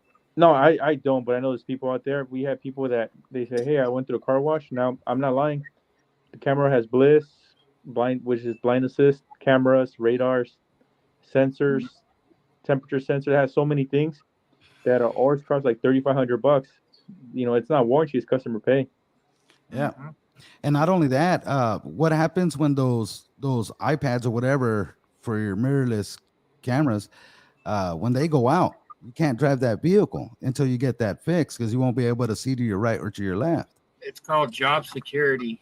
Like I said, right now, everything. So if you pay attention to how much the average person makes, we're actually making less money than they did during the Great Depression back in the day. So right now, money is horrible, and they're trying to. The only way the economy can correct itself Are you driving for somebody now, Adrian? is by people putting money back. So they're in some ways intentionally making things to fail so that you have to keep buying them. I mean, anymore nowadays, vehicles are just lease vehicles that, you know, because once your warranty period's up, they're garbage. There's Carlos. Thank you for stopping by. I mean, I'm sorry I'm a little slow it's no different than any consumer product in the world. Exactly. They need money to flow. And it's always been like that because if you look at like a cell phone, they have to go out. They can't make things that last forever or the company won't exist anymore. So that's understandable. That's why vehicles break down. That's why parts take a dump. That's why you're always repairing stuff because companies they want to make money, of course. You know, because if you get things that last, you ain't gonna have no income. Why do you think Apple shuts everything down or makes them fail after just a few years? Yeah, like it's that. It's not about if it does fail. They actually put it in the software to degrade the battery on its own, even though the battery is not degraded. Yeah. So also I'm saying with the mirrorless cameras, you ain't gonna be able to drive the vehicle once those cameras go out, correct? No, you'll still be able to drive it because it's not having mirrors is not a critical failure. All you have to do is turn your head. That's a safety issue, though. You could turn your head. I mean, legally, you only have to have a left-hand mirror. You don't have to have a rear view, and you don't have to have a right mirror. I think you're talking about a semi-truck, though. You don't have to. Well, okay, so semi. Yeah, I'm not sure exactly what the regulation is. That what you're referring to, DLC, or? Well, in general, period. Whether it's Automotive, semi, because you got elongated. You know, you got a trailer. Well, you know. Well, technically, when you do your testing, I mean, through any, I got to maybe 2-3 states, and I would get a new license. Mm-hmm. Basically, they said don't rely on your mirrors. You always have to kind of like shoulders. Always look. Always look. In Texas, they require at least one mirror to the. It's on rear. That's what John was saying. That's on the driver's side, and that's because you can't look over to your left and see behind you on traffic coming up. Well, in Texas, all you need is one. It's not specific on which one. It should be your left. Your rear view mirror specific to one, or it's not. Rear view mirrors on the top on your windshield are not required because many vehicles, such as box trucks or pickup trucks or any type of utility van or anything like that, the rear view mirror is pointless anyways. So the only mirrors that you have are your driver's side and your passenger side, of which you can see out your passenger side. So the law usually will be that you have to have at least one mirror, which would be on your left-hand side. Yeah, and like with a semi, we're told to constantly use our mirrors, constantly, you know. Well, you have to. You gotta constantly because you got a extended long vehicle, you know. Well, what's the quality difference on a semi mirror versus on a Toyota Corolla? All I'm saying is like specific to semis now. If that iPad takes a dump, electrical issue, you can't run. You can run forward, you just can't go backwards. So it's not something. Well, you got to have your mirrors to be able to see to your left or to your right, is what I'm saying. But it's still not gonna. You're not gonna be dead in the water on the side of the road with the truck that's shut down because. Are you gonna switch lanes? You got to be able to see, bro. You stay in the right lane without shifting until you get to safety, to a shop. I mean, Yeah, but you still have to turn. You got to exit off. You got to make a right-hand turn, left-hand turn. You do have blind sides. You can be in the right lane and travel in the right lane, stay in the right lane, make your right turn off your exit, and get to a shop to get it repaired. It's not going to be something that is super critical. Now, yes, it's inconvenience. Yes, it's hard to change lanes. Yes, it's going to be something that you have to get repaired immediate on a semi, because yes, you can't judge with a 120-foot trailer or longer, depending on where you're at. So yes, those things are, but also on a semi, do you think it's going to be Walmart quality, Blaupunkt quality cameras, or do you think it's going to be super high quality cameras? There's a reason why semis, just the regular standard, glass mirrors, are extremely high quality compared to an automotive, because semis have to have it. Well, in the safety perspective, you might be right. Dealing with the manufacturer that deals with a lot of safety, they have 3 stages of, if it goes bad, like different scenarios, what could happen. Hey, so your camera's off, so now you have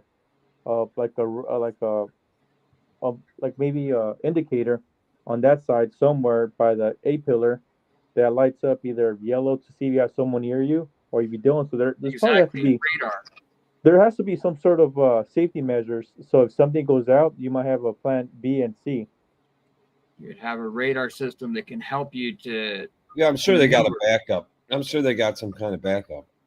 You can be in the right lane and never have to switch to the left lane. It may suck when you can't pass somebody going slow, but I mean, you can travel in the right lane for almost ever, unless there's something actually stopped in that lane.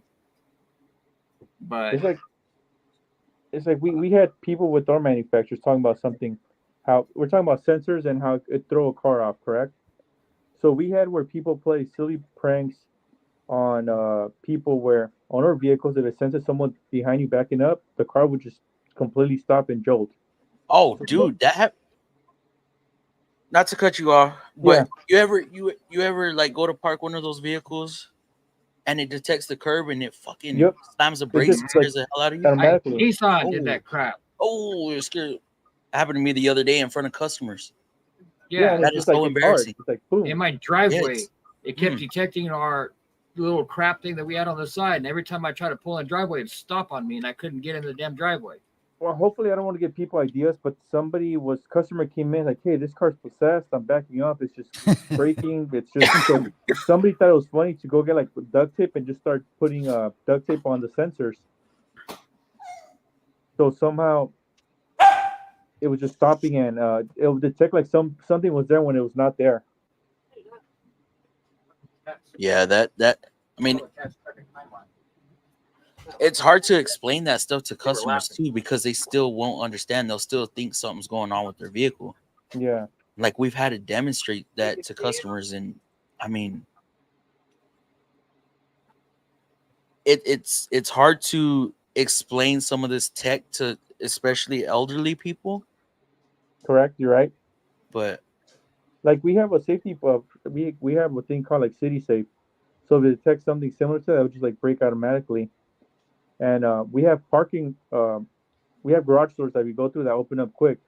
So sometimes if you try to drive fast to get out of the shop and the garage door's not completely open, the car will completely just like detect like a collision, just completely break.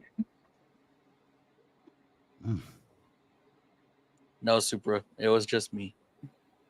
They could have done whatever they wanted to, and I was gone. Don't worry, Fluffy. We ain't doing too bad. Okay, good. Yeah, I'm gonna rewatch this. We'll see what y'all are talking about. What up, Potato Wrench? What up? How's it going, brother? How you doing? Doing all right. Doing all right. Yeah, getting this discussion in. What are you guys talking about? I just jumped on, so I have no idea. I haven't been following. Alternative fuels and EVs and what are we talking combustion engine, and now we're talking about wireless or mirrorless cameras. Safety stuff. Oh, nice. ADAS and stuff. Yeah. ADAS for the ass. Hell, that's So how's my Ford service truck coming there, CP? Ford service truck. I don't have any Ford service truck. Oh no, not the Ford. The Oh, Chevy. yeah, that Chevy, the old Chevy. Oh, she's doing all right. Had to put a new transmission in it, but you know, just like every old piece of crap you own, you got to put money into it. You know. I hear you. Still cheaper than buying a new one though. Yeah. Oh yeah. Hell, I could have bought 30 of them for the price of a new one. Yeah.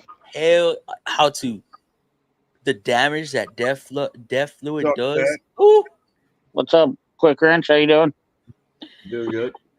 damn near total out of vehicle if you do that on a diesel. God, that shit's expensive. It is. When we got one of our trucks, Mm. they had just bought it, Jeff's truck, Fluff, Mhm. and the DEF system went out, cost over 10 grand, dude, for a used one. Now, when you say DEF system, I know you don't know a lot as far as what they actually do. The whole thing, the whole DEF, they had to replace Okay, it so all. they replaced the DPF, they replaced the nozzles, tank, the everything. lines, tank. Wow. Over 10 grand. Ooh. I Now, think it- when I think That's they- extremely I think cheap. they said it was like 18,000 something after everything was said and done. That's with cheap. labor, Yeah. so Does like Nissan I have know, anything DEF related they're using right now? yes, the Titan XD Cummins. Oh, nice. I know that with injectors, fuel pump, the lines, the filter housings, and all that. I think is like, oh, I want to say close to 20 Holy smoke! on a truck, on a pickup truck. About normal.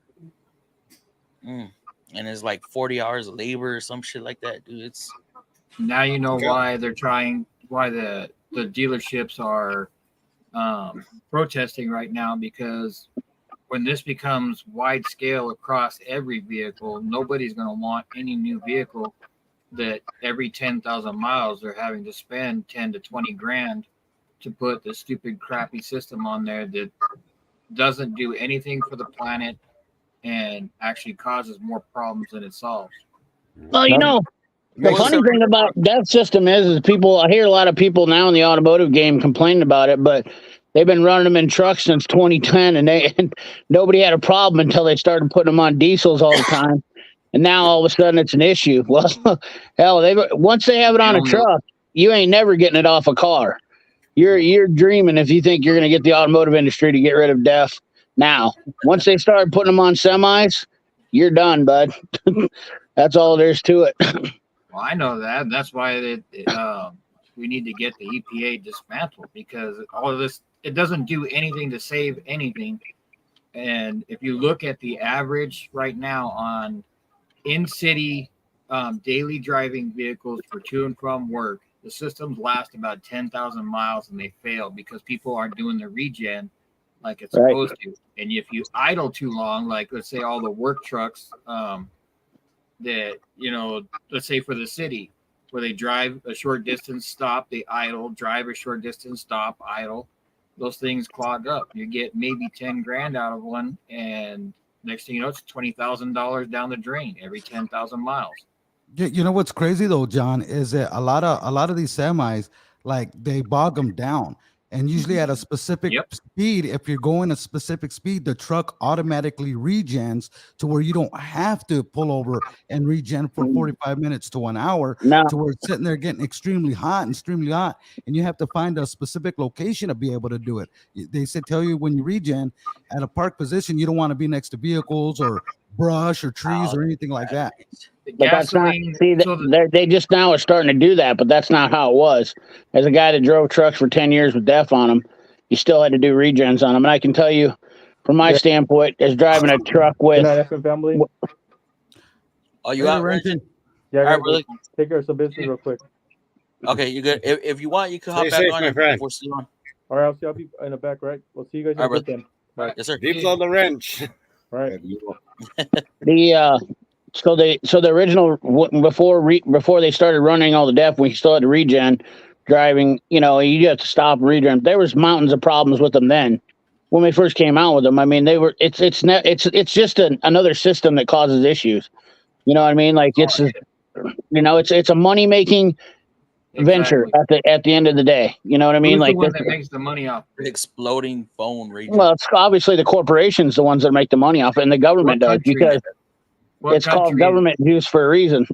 What country is the one that benefits from all the DPF and GPS systems?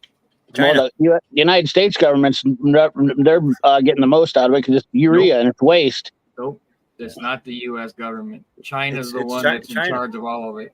Urea. All 90% of our urea comes from but you don't think that stuff's getting taxed the hell out of it when it comes into America? Oh, yeah. They don't even have to touch it.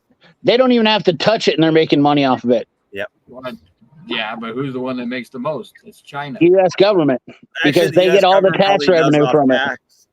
Yeah. How much profit do you think China's making off of that stuff when they've got slave laborers are the ones that are pulling out that mineral? Out of the U.S. government has nothing involved with it, and they're making 100% profit. Yeah. If I could say to you, here's $5, and you get to keep all of it. Okay, versus somebody who says you got to give you $5, give $3 to this guy and $2 to this guy, and you get a $1.50 profit. Where are you going to take the $5 from? You know, there's more to it than a simple thing like that. I mean, it's the prime example was the guy that took the new iPhone titanium or whatever it was, and he wanted to see what the actual difference in it. And when you measure out the amount of titanium in the phone, it was something like, okay, for the US, it would be about $20 worth of material. When you look at the world trade, it's anywhere from 50 cents to $2.50 worth of titanium. That's a 24 silverado.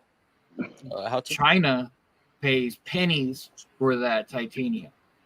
So yes, you could say that you give somebody $5, the government takes $2 of the $5, and they did nothing to it whatsoever.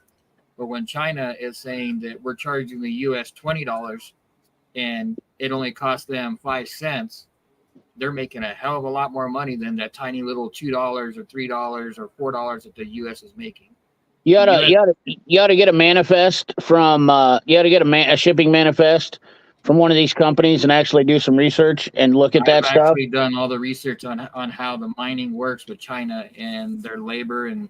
Yeah, but you don't understand the tariffs, obviously, and you don't understand the shipping cost. I do understand all that.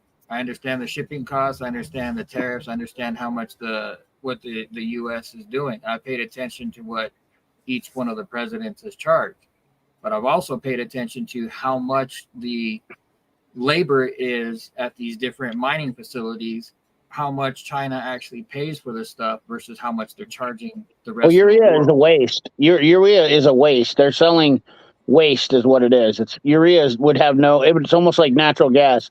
Natural gas is technically a waste too. It's a burn off. They need to get rid of it. Diesel is just the crap left over for making gasoline. No, gasoline is made from diesel. Right. Diesel it's made from first, crude oil, but how does the separation tanks work? They use pyrolysis to separate the oil. The first stage is diesel. The second stage is a kerosene.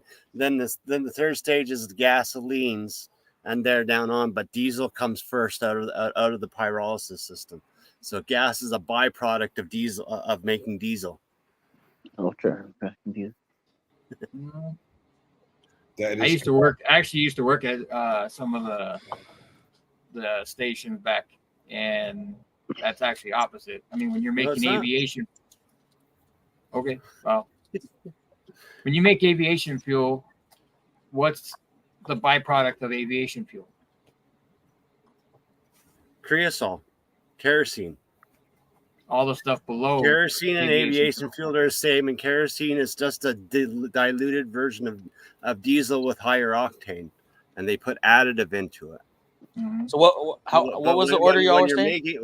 When you're like diesel is literally lay it on us, Fluff. What's that? Lay it on us, Fluff. Did you just look it up? Yeah. Yeah. So Who said what? What was the first product that gets Turner made? said that it's diesel, then kerosene or whatever, and then fuel, gas. So it's gas at 150 Celsius. Yes. 200 Celsius kerosene, which is jet fuel. Yeah. Right? Kerosene is jet fuel. Yeah. Kerosene jet fuel. Okay. Pretty much. And then diesel oil is at 300 C. Then 370 is fuel oil. I don't know what fuel oil is. That's basically oil that burns. That like they use them in houses. Like Okay, out east. gotcha. And then of course the shit we throw in our engines is at 400 Celsius, which is the remaining. Right. It. Lubricating oil, paraffin wax, diesel. So what that's stating is that diesel and kerosene are a byproduct of gasoline. No, it's actually not a byproduct. It's all made at the same time. It's through separation. separation tanks. tanks. It's just at what temperature it it separates from the oil. Condenses. Exactly. Yeah. Condenses. How much So the aviation first- fuel All it is is being is just made the in vapor separating. So Yeah. So so there really isn't a byproduct. It's all made at the same time, Right. and it's cooling at different temperatures and separating. cooling at different temperature as it rises up, it's cooling and just it's turning into a liquid and getting hot. It's Well, catalyst. how- Its catalyst is lower. Yeah. It's a- So if you, I how- mean, if how we the make chat fuel wants is- to see, How we make fuel is Here's a the pressure screen. cooker. You have a Right. giant pressure cooker, and it So here- boils everything inside, and it vapors off. Right there, yeah. so it'll Overall. boil off, and I then know- of course oil's thicker, so it's gonna fall a lot quicker. Yeah. And then as gasoline gets cooled, so technically gasoline is the last thing to get made That's because it what takes Turner longer was to saying. cool it down. That's Okay, what Turner so was saying. it was just flipped. So if the gasoline is the last thing that's being made, but you're producing gasoline for cars, then that means the rest of that stuff is what is being all. So that's what I mean by byproduct. So if you make gasoline for vehicles, the rest of that stuff is automatically being made, because in order to get the gasoline, you have to make all the rest of the other stuff. Well, it's all valuable at the end of the day. So I mean, I guess Yeah, technically right. a byproduct would be that, like a byproduct would be something that's a way. Natural gas is if they didn't have it being sold in homes, it wouldn't be worth anything. It's pretty much a useless fuel. So People don't realize. like Wait, DEF is useless. Urea is useless if they weren't using it in vehicles. That's a 100% fact. They actually The only use thing natural urea gas was for good for was semis, though, skin TP. cream. They actually use natural gas on semis, though. No, they use the new stuff now. They do the compression and Power put the plants tank are on. using natural gas. Yeah, CNG. yeah, What people CNG. don't realize also is It's not working out well for them, but they're using it. the clothes, Yeah, the they use clothes it. we make. I mean, the clothes we wear, the plastic we touch, everything's made from fucking crude Yeah. oil. Yep, Yeah. oil. Well, yes. Oh, but you don't hear Every- people talking about that. 99% let- of everything that you touch has something to do with fuel. Even if you buy some lettuce at the grocery store, it was brought to the store by a vehicle that used petroleum. Right. There is Well, somebody well, that there is somebody that actually talks about it. He just likes to refer this to liquid gold. Yeah. There you go. Yeah. We got the same thing. We got like a 200-mile range vehicle, and then as they unlock power, or they just get a different battery size, unlocking power, or unlocking voltage, should I say. Gotta go, guys. See you on the next live stream. Yes, sir, Carlos. Thank you for stopping by. Wait till EVs become like BMW on the subscription base. Oh, you want more mileage? You got to pay a subscription for that extra mileage. Yes, Yeah, sir. I could see that. I Turner. didn't know I you- could see that happening. Right. I really could. As But greedy you're as, owner operator, as right? they are. That's happening too. I can see that happening. Haven't you seen Tesla to get extra BMW power? does it. Absolutely. You want air conditioning? You got to pay us $30 a unlock month. the true power of your AC is battery. You got $20 a month. Well, they already do it. Basically, BMW does it already. I mean, you have to get a battery reset before and install the battery, and it literally is a process that costs you more money. You know, I mean, they put a chip in it, so I mean, you're screwed. You can't just go throw a battery in something anymore, neither. You know, I mean, everything they're doing, every time they add something. Are you talking about registering the battery on a BMW? Yeah, Yeah, if you don't do that, what happens? you have a lot of bad days, is what you have. What happens to the car? It don't start. I don't know because I've never done it. It won't charge. No, it don't start. It don't It start. won't. yeah. No, it no worky. Well, yeah, that's It don't start. And no room. It no worky. Raging, I sent you a link if you want to hop on, brother. Now, I do you think don't, you you have don't some register the stuff to battery, pop. the fact you replace the battery and all So that that's properly, the thing don't start. what else I does it think do? we should just go back to steam engines. Steam engines is the future. Hey, listen, Turner, I'm not against going back to old school shit, but here's the problem is that if you think people can't even check the oil in their car now, what do you think they're gonna do when they have to run steam engines? The shit's gonna be blown up. It's gonna go 5 miles down the road, and it's gonna be completely wadded up. That's when we get rid of just have to have self-service. more kids to shovel the coal. That's all they need. That's Just more when we kids to get rid shovel of coal. self-service stations and just hire. Hey, Turner, CP, you guys are correct because I see vehicles all the time. People can't even turn their freaking auto headlights to auto, and they got no tail lights or plate lights or anything. Man, like, come on, man. I mean, dude, there's so many stupid things. Like, I'm just like, Cummins makes EV bus Why, partner. why is it we see, I don't know if you guys see this. I see an awful lot of Chrysler vehicles driving down the road with headlights on, but no taillights. Or plate light, right? Yeah, Right. nothing lit up on the back Yeah, end. they're running with the driving lights. They're just leaving the driving lights on. That's it. Like, And you know Check what's this out. crazy, Turner and Dave and CP? The funny thing is, they want to make these flying vehicles, and people can't even work their headlights. Man, come on, man, quit playing. Check well, this out. when you look at the Tesla, they're essentially trying to make it. I mean, I'm not saying anything bad about it, but I mean, backup cameras. That's a good one right there. I'm not saying that there's nothing wrong with using a backup camera. Don't get me wrong, but I mean, I grew up without a backup camera, so I don't depend on a backup camera to hook up to my trailer or backup or anything like that. But I mean, these cars are getting very dependent where they're taking away valuable skills of driving that people are missing out on. I mean, I see it every day. Yes. Oh, I need my backup camera fixed. I'm like, what do you need your backup camera fixed? Why you're watching your backup camera and you're not checking your rearview mirror? Dude. That doesn't even seem right to me. For a guy who works on predominantly, I don't know, now it's like 2016s and up, 2017s and up, right? Right. Every vehicle, for the most part, I jump into backup camera.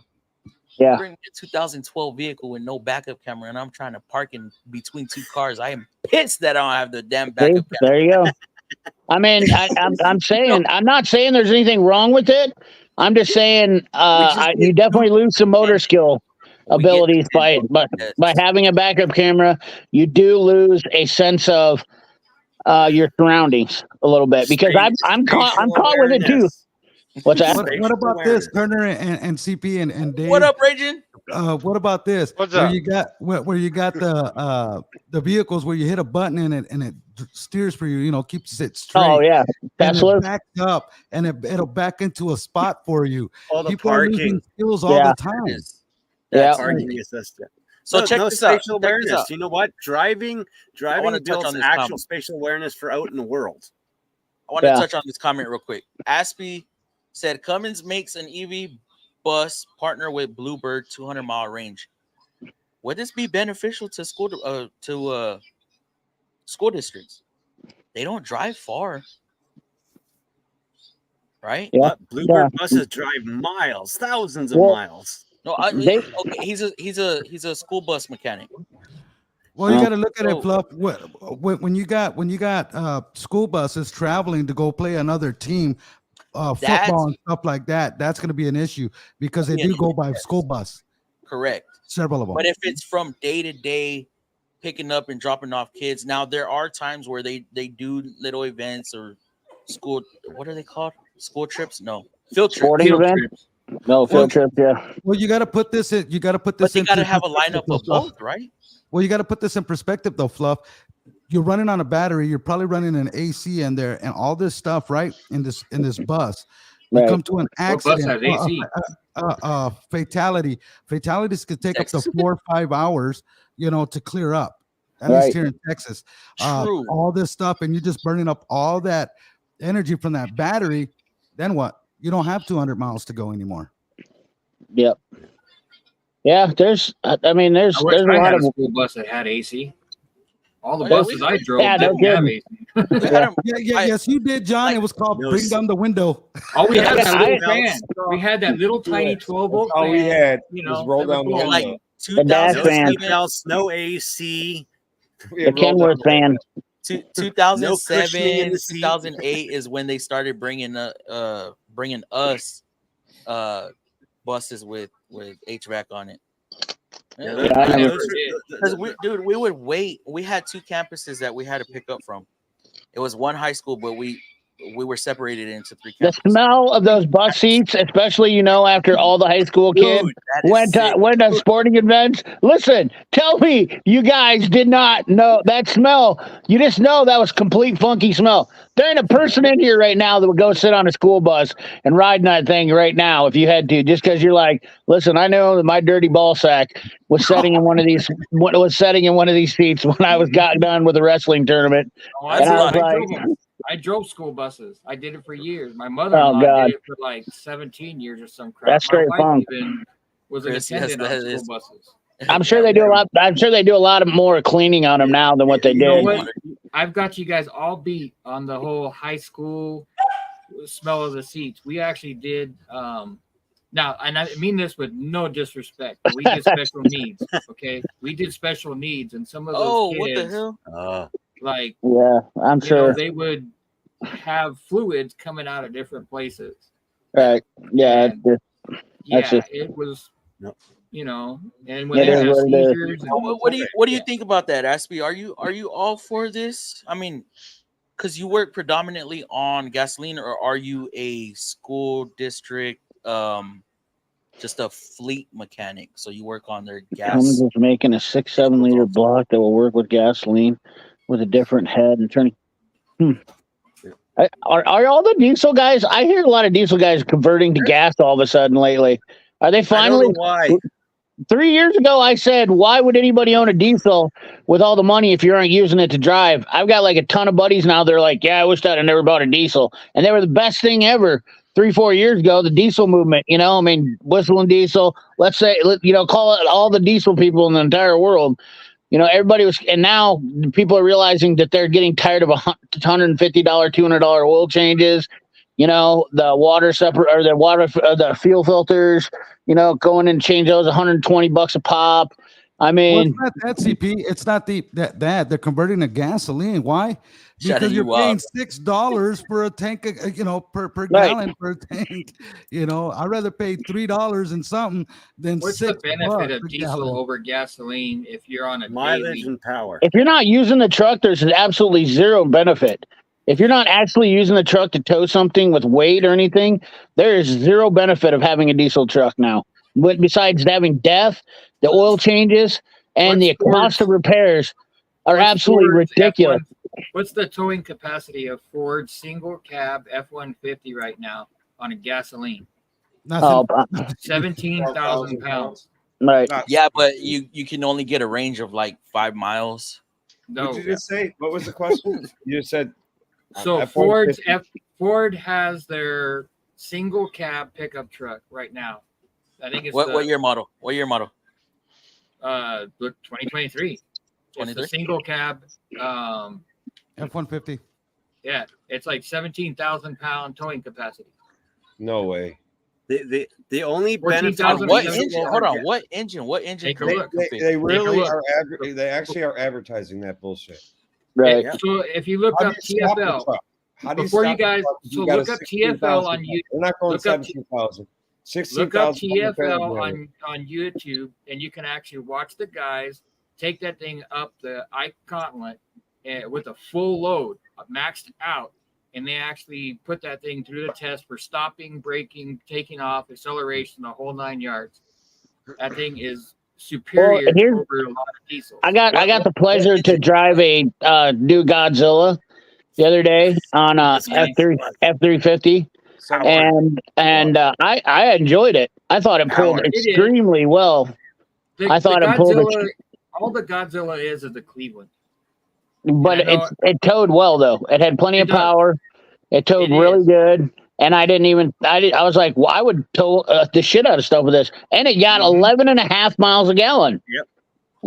It offers the same power as the V10, but better fuel mileage than the V10. That Right. Godzilla is impressive. It It's is. impressive. I mean, So And what's the point of having a diesel if you're the guy that's out there towing, once a month or something like that? Why would you have a diesel? Even why would you have? I mean, I know I'm not trying to ruffle any feathers on this. I'm just saying I don't see, because you're going to have the cost of your initial cost with dev, oil changes, all the maintenance costs for them, versus a Godzilla is 5 quarts of oil and a filter. If you're not a trucker driver or someone that's driving commercial transport day in, day out, Right. a diesel engine is not needed. No, you have to work it. Because the only benefit of a diesel engine is fuel consumption because of lower RPM, Right. more maintainability, and more Diesel's low great end for torque. reliability. That's the benefit. torque, That's the only benefit. Torque. Diesel's all Right. about torque, man. Low end Right. torque. Low end Right. torque. So you low basically RPM. have to have a truck that makes you money in order to drive it. Like, it has to be making you money. That's the only purpose to own a diesel would be. And now I'm not saying it's not wrong to have a diesel. I'm not saying don't own a diesel. I'm just saying, like, I don't care what anybody does at the end of the day. I'm just talking from a perspective of what do I want to say here? To make it make Perspective. sense. Yeah, If you're gonna a buy a diesel, practicality. buy pre-2009. Buy before 2009, then you're fine. Don't buy a diesel truck after 2009 because it's headaches and problems and trouble. Yeah. No, for Buy sure. an old diesel if you want a diesel. Is that raging? That's what Turbo Flush is talking about right here. He said he can't wait to get rid of his 2008 emission diesel equipment. Raging, what are you driving now? 2024 T680. And Are the you- other It's a Kent. What? Yep. How do you Can- how do you feel financially now that you're driving for somebody, as far as the upkeep and fuel and all the other expenses that come with it that you don't have to pay for anymore? Oh man, that's a big burden off my shoulders. Yeah. I still gotta repair the Volvo, but that'll be done over time. Are the gray hairs starting to get color back? Nope. Nope. Where you headed to, Raging? From where to where? Well, we picked this load up in Calexico. We're heading up to Minnesota. Oh, okay. How's the weather? Down here, it's clear. It's cold. And me, I ain't got no pants with me, so yeah, I'm in shorts and a short sleeve shirt. Whoa, fella. Just rolling around without his pants on now. Come on. Get it. Get out there and swing it. Yeah, No, me and we just had- my brother and I, we drive truck, but we just do regular line haul. We don't do over the road like you do, like you super truckers do. Line haul, huh? You an LTL guy? My brother is. Oh, nice. That's what I used to do. So I did that for 15 years. Yeah, he's been Who doing does it he for who does he 27 drive years. for? You talking about him? XPO. Oh, no. My No, nemesis. My arch enemy. I worked for those guys for 10 years. Oh man, he's been working with them since before they Well, were no. XPO. Yeah, I was it too. was They were Conway. CCX when I started. It was Conway X- Freight, and then they switched to XPO. Yeah, I started when they were CCX. They used to be CCX and Conway Southern, and then I went from Conway Southern to Conway, and then they went from Conway to XPO. I quit when they went to XPO because I was out. So you were there throughout those changes? Yep, absolutely. So That's why. That's why I was done with the XPO. If you've been there through those, you'd know exactly why I wasn't there after dealing with that whole flip around from the Conway to the CCX to Conway. That wasn't that bad because they basically merged them all in. They were Conway Eastern. It was CSE, and then CS or Conway Southern, and then they were like the green and blue, and then the Conway it was Western. Excuse me, Western, Southern, and Central Express. And so they merged all together, and then I left. Then they got Conway, which was nice because we didn't have to deal with no different shit from. We always hooked up with guys from Tulsa and Dallas. So the Southern guys were from Dallas, and I'll tell you, when they were Conway Southern, we didn't align with Central. So if those guys didn't want to leave in the morning, they would be like, "Yeah, we're not going to leave till 10, 11 o'clock, and we'll just show up when we want to." Well, CP, they were all Conway. They were all Conway. It was just Conway Western, Conway Central, Conway Eastern. Yeah, they Conway. had their own. They were At all that time, Conway. they were still separate, though. Yeah, they were all separate entities, but they were still under the umbrella of the Conway name, though. Technically, because you couldn't go from Western to Southern in a transfer. You could only right. go from Western to Yep. Central. That was it. So when they Southern had merged, their own rules, though. when they merged to Freight, to Conway Freight, then you were able to transfer wherever you wanted, Right. from Western to Northern, Central, wherever you wanted. And then XPO bought them out for Yeah. billions of dollars. That man. was the guy that owned Waste Management. What was his name that bought it from XPO? He's basically a douchebag that buys companies for fun. And that's why But my I was brother gonna makes say rich really fuck. good money. My brother makes I good went to money. FedEx. I'll be honest with you. I went to FedEx and I made better money and had better pay or better hours. And if I had a choice to go back again, I would never go back to. I would go back to FedEx 100 times over. If I would have known, let me tell you this: if I would have known what I had 10 years in at Conway, I would have reversed the clock, went back 10 years, and still went to FedEx. Well, I would 'cause never work FedEx- for. I would never work for XPO. After working there for 10 years, I would never work for that company ever again. Because we had a friend that used to work with us when I used to live in Denver, Colorado. He left Conway, Western Express, CWX, to go work for FedEx Freight. And Yeah. the beauty about FedEx Freight is the only thing you had to do when you showed up as a driver, your set was already built, your tractor was underneath, it was fueled. All you had to do was pre-trip and make sure everything was good to go. Yeah, I never got that lucky, but there was the thing about it is that they didn't mess with me. If you're a guy that knew your shit at FedEx, when I rolled in there, they let you do your thing and they didn't really hassle you. But I only had to work a 4-day week there too. When I worked for FedEx, I got a 10-hour work week. But things are different at different terminals too. As So a truck driver? Yep, I worked 4 10-hour days. It was awesome. It was like a sore Peter. I couldn't beat it. Yeah, certain terminals have different setups because the thing about LTL, what people don't understand is LTL is based off of your region or area or whatnot. You know what I mean? So your demographic of your area is that's how their terminal set up. So it's like some terminals don't even have a lot of P&D because they do they just dock transfer, like LaSalle, Illinois for XPO is a complete transfer area. They have like 13 day drivers and they have that's the largest terminal in the entire system. And it has 200, almost 300 doors there. And at night there's over 300 drivers, but in the day they only have 13 drivers there. So that's how LTL basically is based off of whatever goes on in your region. And in Des Moines, we have a lot of freight, like day freight that gets delivered out to places. But I was also working for myself. And that's the other thing is I didn't want to work a full time. I wanted to only work 40 hours a week. And FedEx said, we'll make that happen for you. You can work 4 10-hour days. I basically got to set my own schedule. Where XPO, I come in there, I worked for 10 years from 10 o'clock in the morning till 9 o'clock at night. There was days I did a 27-hour day at XPO when I worked there one time. They would never tell me not to go home. That was when you worked the 27 hours, that was with working the dock too, or that was all working the dock mostly because I didn't have drive time, but we was on a weekend and we were back in 2008 when they were trying to put Yellow out of business, which now actually happened.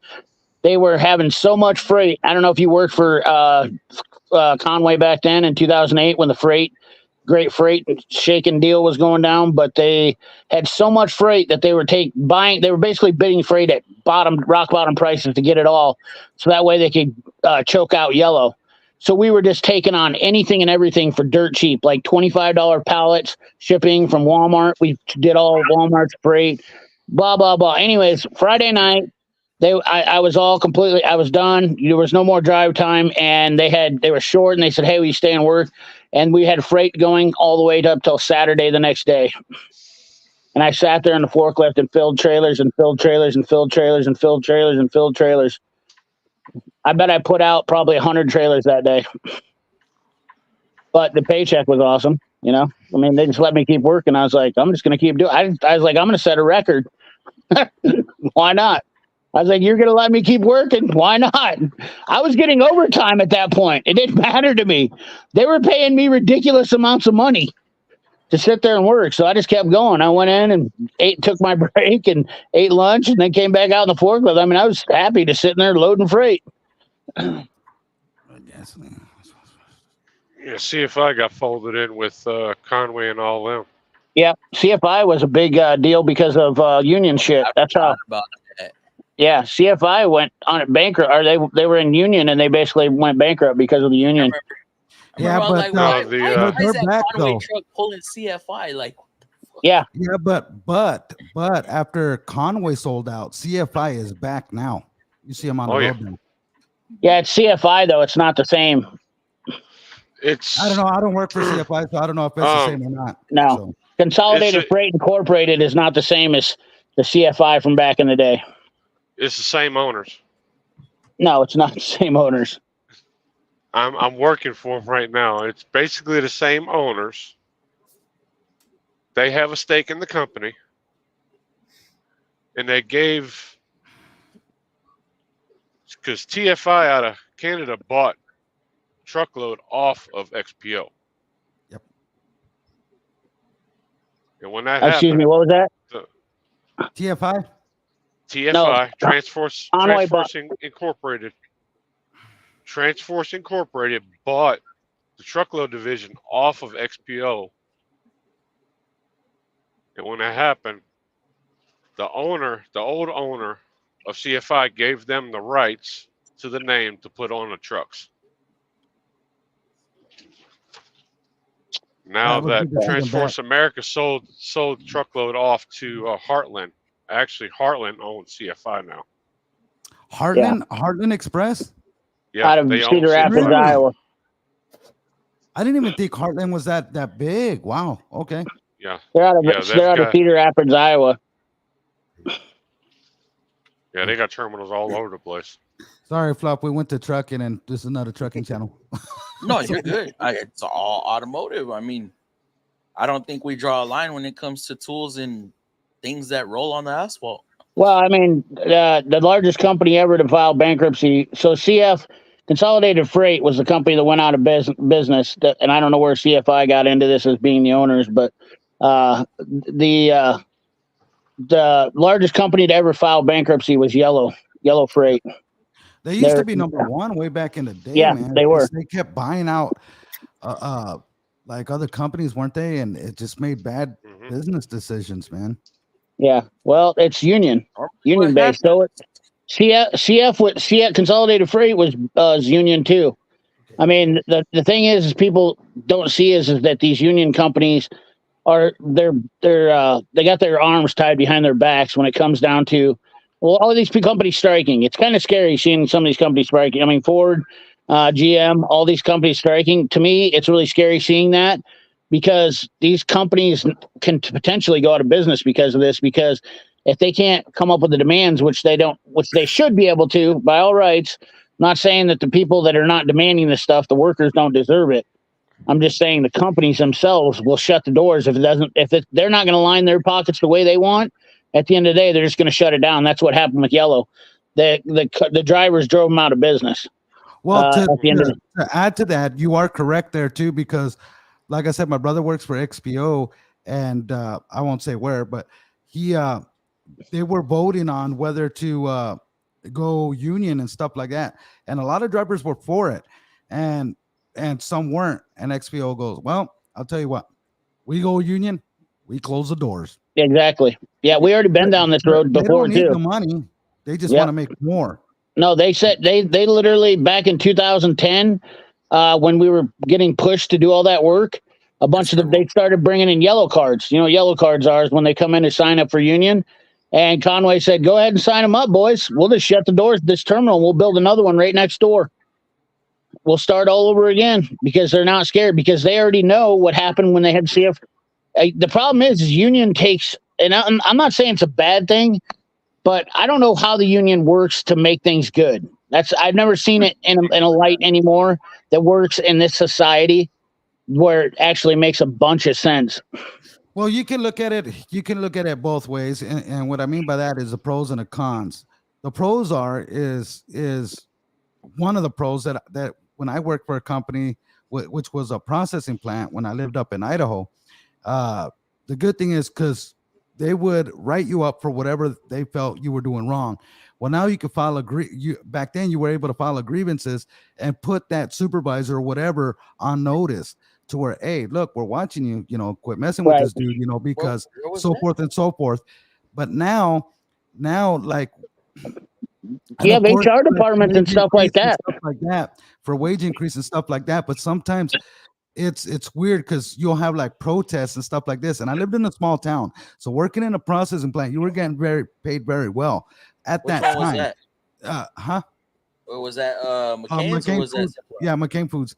And people were out there, the families were, oh, my parents shouldn't work for slave wages. I'm like, what are you talking about? They're making good money, and it's a small town, and the cost of living, like, we had like a 4-bedroom home and we're paying like $250 a month. Like, the cost of living was real cheap. Mm-hmm. And you're making all this money. You have a lot of money in your pocket. What are you talking about? Slave wages? Slaves didn't get anything. What are you talking about? Right. That's definitely true. I can tell you one thing about Metro Detroit, where I work now. If I call a dealer for a part, if it's on a newer car, my answer is always national back order. Don't back order. Don't it's Ford, feel Chrysler, so bad, GM, Dave. it's all national back order. And I just straight up, I've known these guys for years. Don't feel so bad, Ford Dave. dealer. I'm like, dude, shoot me straight. You have it right, and you just can't sell it to me because you're saving it for your own shit, right? We do that too. Amongst I know how the game works. It's going to affect the shit out of the industry. Well, there used to be a bunch of mechanic shops. I agree with these workers that they should get what they deserve. And I'll be honest with you, one of the biggest slowdowns of this whole progress is strike. Two things. One, the union's trying to grow bigger. They want to get involved with the EV battery building portion. Right. None of these car companies are doing it solo. But the problem is they're with less manufacturing, when they're outsourcing these parts and stuff like this, and the union's still trying to get money for basically doing nothing. That's what I don't understand. Is like, I get they want to get into building car batteries and whatnot, but I mean, where does the union come in to provide help with? I just feel like, I'm not saying the union's a bad thing neither. It just really seems obsolete. The other stopper right now is the union is fighting their ass off for traditional pension programs. Mm-hmm. Stuff that every company in the United States is trying to get out of and get rid of because they couldn't afford them. I don't know how long you're going to live, and it costs too much to. They don't want to deal with pension programs. PP, what did your old tool truck I never had a tool truck that had regen. Hell, mine was a Grumman Olson. I had a 6.5 Chevy diesel on that. I think the big three have offered the union a pretty good deal. I mean, 20+ % pay increase over. Now remember, this is a 5-year deal. This is you mean 2025 or 25-20? Wait, Leisure, what are you talking about, brother? You mean 2025? But also, Dave, like COLA adjustments added into that pay increase, it's going to bring them into the 30% range the next 5 years. I mean, so what do you think, Dave? Like Fluffy, like he had to wait for parts and stuff like that, and like you said, national back order.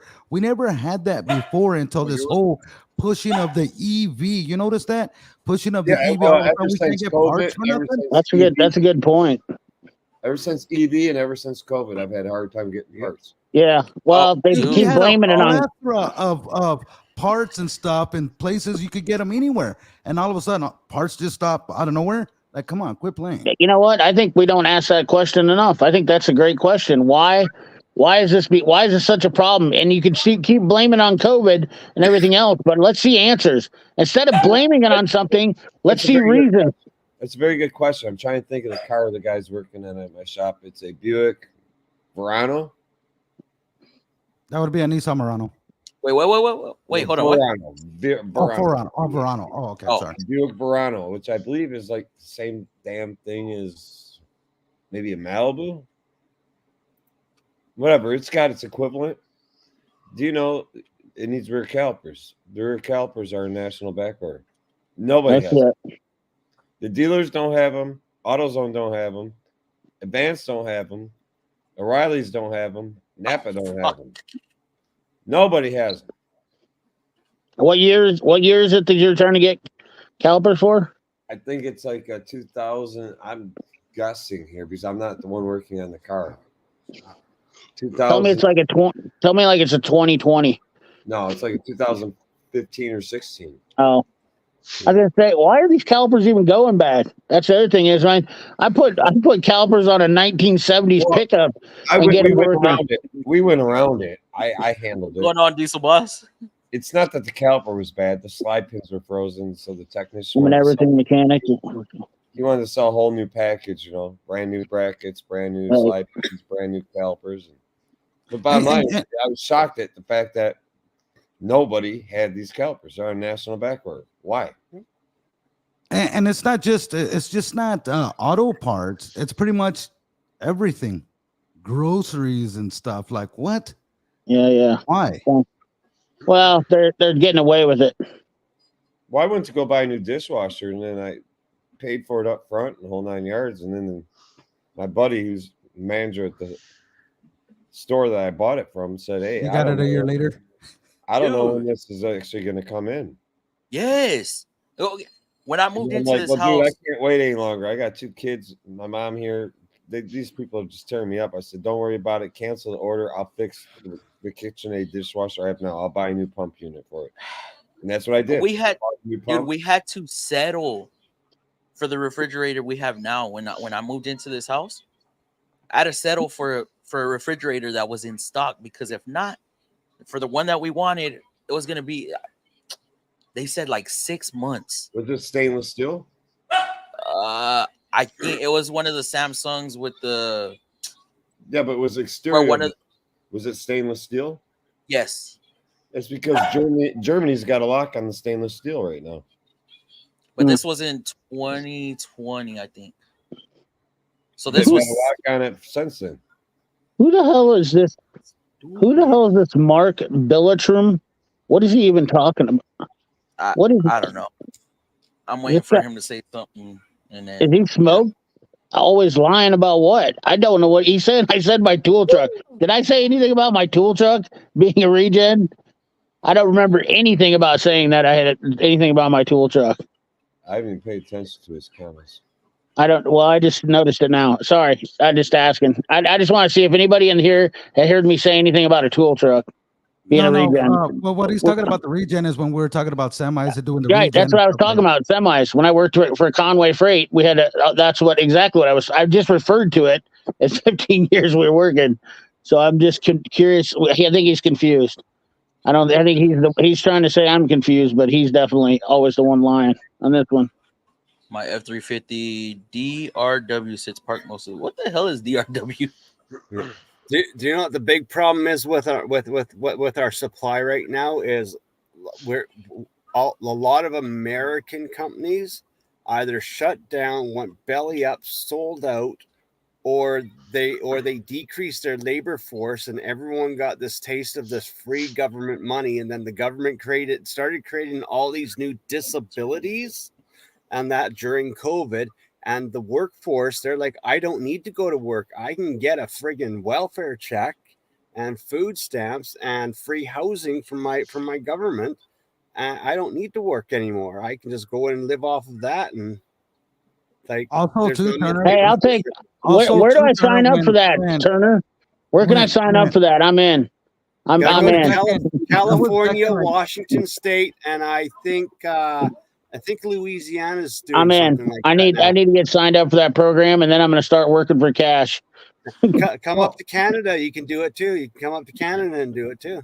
Well, I don't even understand it. Well, too, Turner. Also, do you guys remember like the ships were staying docked at bay and they weren't undoing the containers? The people that were unloading the containers were protesting and stuff like that because they weren't letting them do their job. And all of a sudden, we run out of food and toilet paper. Oh, toilet paper. Like serious, man. Turbo, you Turbo, you got me, dog. You got me. Hey, you know what you do to avoid use? Buy yourself a bidet, and you'll never have a crisis of toilet paper ever again.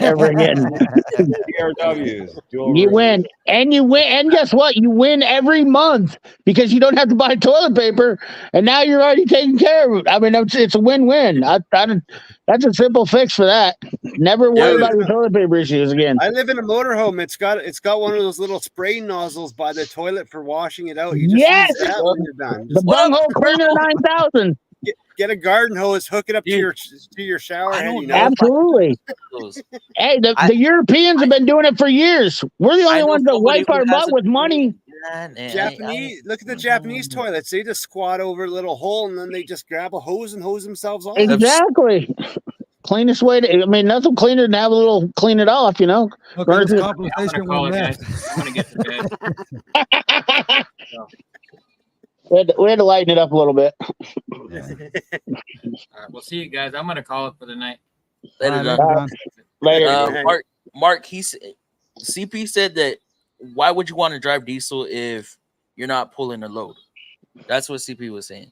Yeah. Why do diesel if you're not using it? If you're not using it for what it's for? Yeah, I found it. Obviously, if you're using gas to pull a load, you're burning through gas. Right. Diesel, MPGs stay pretty much consistent whether you're not pulling or pulling. So, yeah.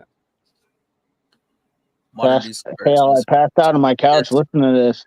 See, it's getting exciting now. Everybody's getting in here. They want to talk. They heard us all laughing and they're all fired up now. Right? We woke Sergio up. Drive wrenches. They got Sergio been tired lately. What's going on, Sergio? It's funny. The overdrive wrenches came up on my live stream last Friday, and they've been a hot topic all week. I've gotten nothing but emails about overdrive, Craftsman overdrive tools, and how they're just like Stanley just basically came out with another cheaper version of the precision torque line to hand out to another name on it. They're giving a crap load of YouTube streamers. It's like a half RBRT. The open end is more. No, it's precision torque. You know what the funny thing is? It's not even precision torque. It's really originally Blackhawk USA, is what it is. People think that it's precision torque, but precision torque is nothing but runoff from Blackhawk. What is? I've showed the Blackhawk sockets that I got from clear back in the 90s. They have the same cutout or the same gripping technology as what the precision torque is. So this is once again another fad where they've tried to. I can't remember who did I see. Somebody did a great video about gimmicky tools. I don't remember. Anyway, somebody did a video about gimmicky tools or how everybody's getting caught up on this stuff where, you buy the latest and greatest, bolt extractor, blah, blah, blah. And all these are meant to do is just get right into your wallet. I mean, it's almost like letting your neighbor into your bedroom while you're gone out of town. No.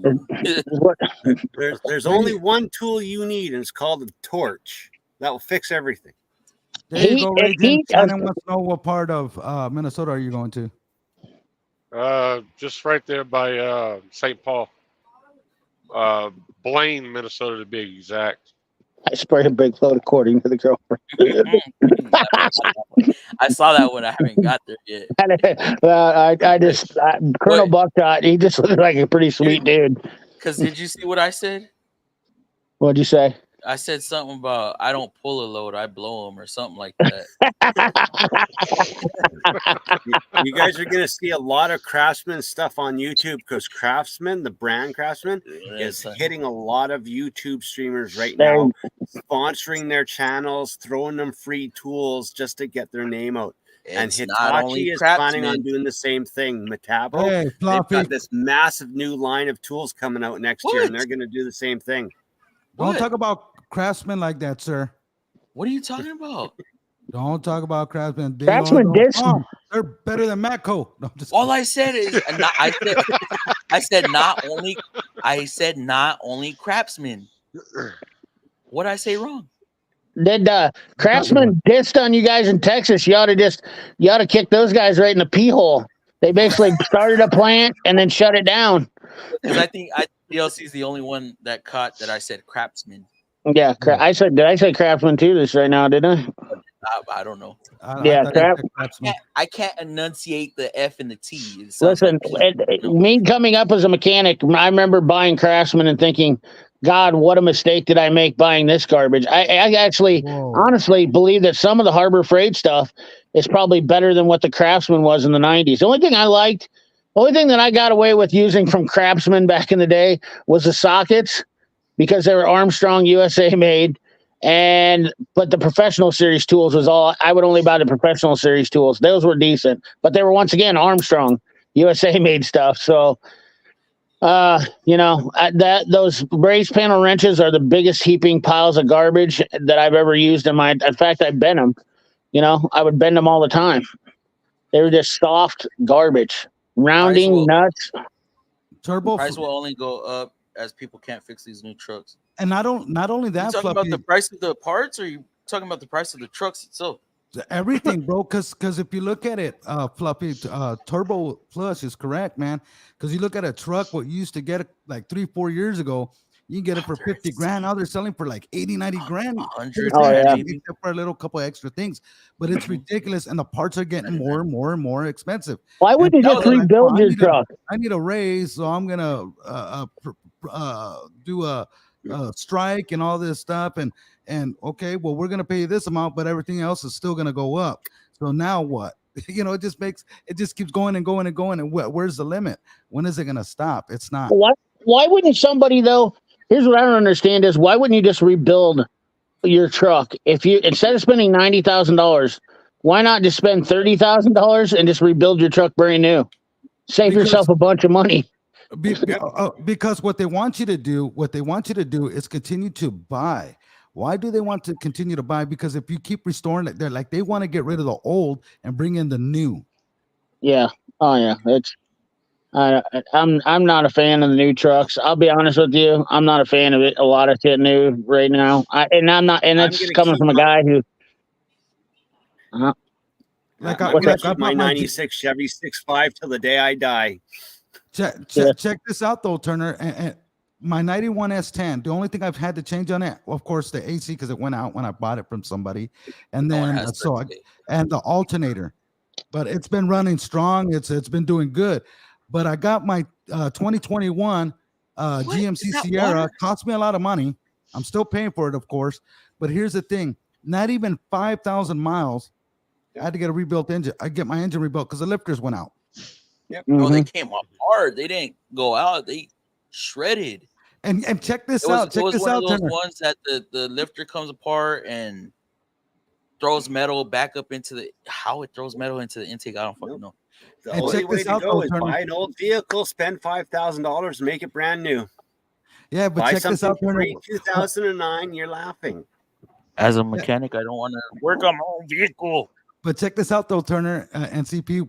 When I told him about it and I take it to the shop, I'm like, well, how long is this going to take? Well, we got to investigate to make sure that you weren't the cause of the problem. I'm like, what? And then it comes out. So what's going on? Like a week later, oh, yeah, we investigated. We figured, yes, we did put bad lifters in. Well, if you knew that, then why were you trying to make me feel bad thinking it was my fault? It's because we're depending on the dealer, just how nice they are or not.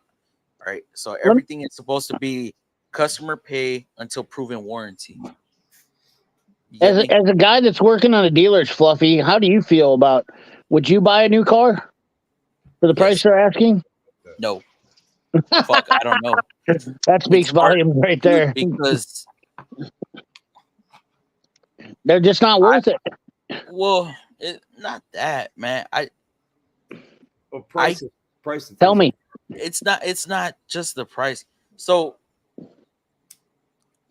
I drive a newer vehicle. That way, if something happens to it, I go get it worked on, so I don't have to touch it, and I keep making money working on customer vehicles. But that's just me. No, it's not just you though, Fluffy. I mean, my cousin just bought a brand new pickup. Bought a Chevy High Country, traded in his GMC or GMC. Whatever the Denali, and he was like, well, the warranty was up. So when the warranty's up, they're just trading trucks out at this point. Now, granted, there's a lot of money that was traded for that other truck, but he's in the same mentality you are. Yeah. I feel like it's a win-win to me. I ain't got to touch it. If I break something on my own vehicle, I have to cover that. Right. If the shop breaks it, but that's a lot of money invested in a vehicle that's not making you anything. You know what I mean? Like, that's my biggest problem is if you ask any money guy in the world, which granted, a lot of them probably have new vehicles. If you're going to invest $90,000 into something, your return on it better be pretty good. You know, not only that, CP, Turner, and Dave and Fluff, and even Raging, if you look at it, what they're trying to do for people like us that have 91s and stuff, you know, older vehicles, what they're doing is they're not making parts for those vehicles anymore. They're getting harder and harder to come by. You guys notice that also? Yeah. Because why they want you to buy newer. Not making parts for the old cars intentionally. That's right. Trying to cut you off. Yeah, they're trying to cut it off. Yep. Yeah. Yeah. It's. I don't know. It's forcing you. Just like what John of all trades, like that discussion we were having, like when they shut off your, like what iPhone does, quit sending updates to your iPad or your iPhone. That way you're forced within 2 to 3 years when your contract is over. Now you can't get proper service, stuff like that. So what do? They got to make money. So they want you to buy another $2,000 phone. There you go. Yeah, you're not wrong. Vehicles to Samsung's doing the same thing. Vehicle. Talk about inflation, and I don't know. Every region's different, but Chad, did you or even Raging, did any of you guys get the latest Snap-on flyer? For this month, for the October or November. It's one that had the I call it a creeper. I don't know what the hell you want to call it. It's where get you up and over the engine, and you can lay down. Oh, over the engine creeper. Yeah, topside creeper. Topside creeper. Snap-on advertised one. $3 freaking grand. Wow. God damn! No, you can buy them on Amazon for like $150, $200. I laughed my ass off at my Snap-on dealer. I said, "What's the weight capacity on this? It better be like 850 pounds." It's like 250. And he's like, weight capacity is 350. He's what he's 350. But I'm like, that's baloney.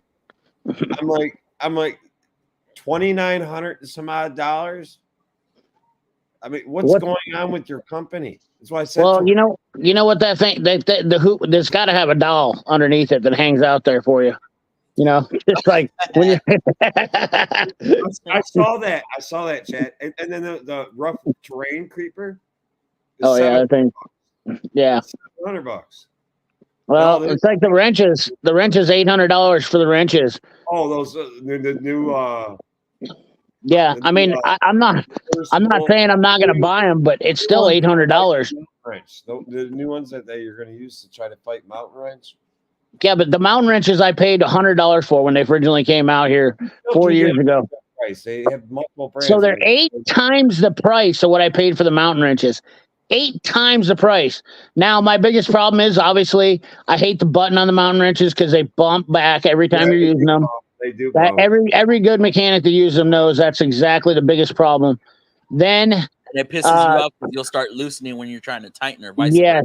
Oh yeah. And you didn't notice it. You didn't catch it. You didn't catch it right away. So you're really pissed because now you thought you were 4 threads in further. Yes. That's the biggest problem with the mountain wrenches. No doubt about it. I still love them. Or the K2 or whatever other brand you want to bring up. Yeah. They're all made by the same damn type. Right. But so the Snap-on ones are a lot nicer. Yeah, because but $800. Yeah, I want them. I'm still gonna buy them, but yeah, I definitely am not happy about the $800 price. I just want to know they're coming up with their price point on tools. What's that? I want to know where they're coming up with their price point. I think they should at this point because of what they're charging. Say this is what they should do a breakdown and say by the time we get them out to the distributor, they're going to be this much. We have this much invested in them. Total investment, and they don't have to tell the whole truth. But I want to see their profits because I'll be honest with you. When I was a tool dealer, it was only a 35% margin on that, which ain't that much. So that's $35 on every 100 that you make. Think about that. Plus your money is out there being on the street. So that's my whole thing with the tool truck is it's everybody thinks the tool truck guy is making a bunch of money, but it's not the tool truck guy, but Yeah, I don't know. Plus, it's your money with no interest on it that's getting out there. So if you sell something for $200, you get paid $70 on it, and then you have to wait to make that $70 6 to 8 weeks, maybe. Yeah. All right, guys. You know, I need to blow through these comments. I gotta end this stream really soon. So if y'all can give me some time, let me get through these comments, and then we'll go backstage. All right. Do it. Parent organization. Okay, so teasing.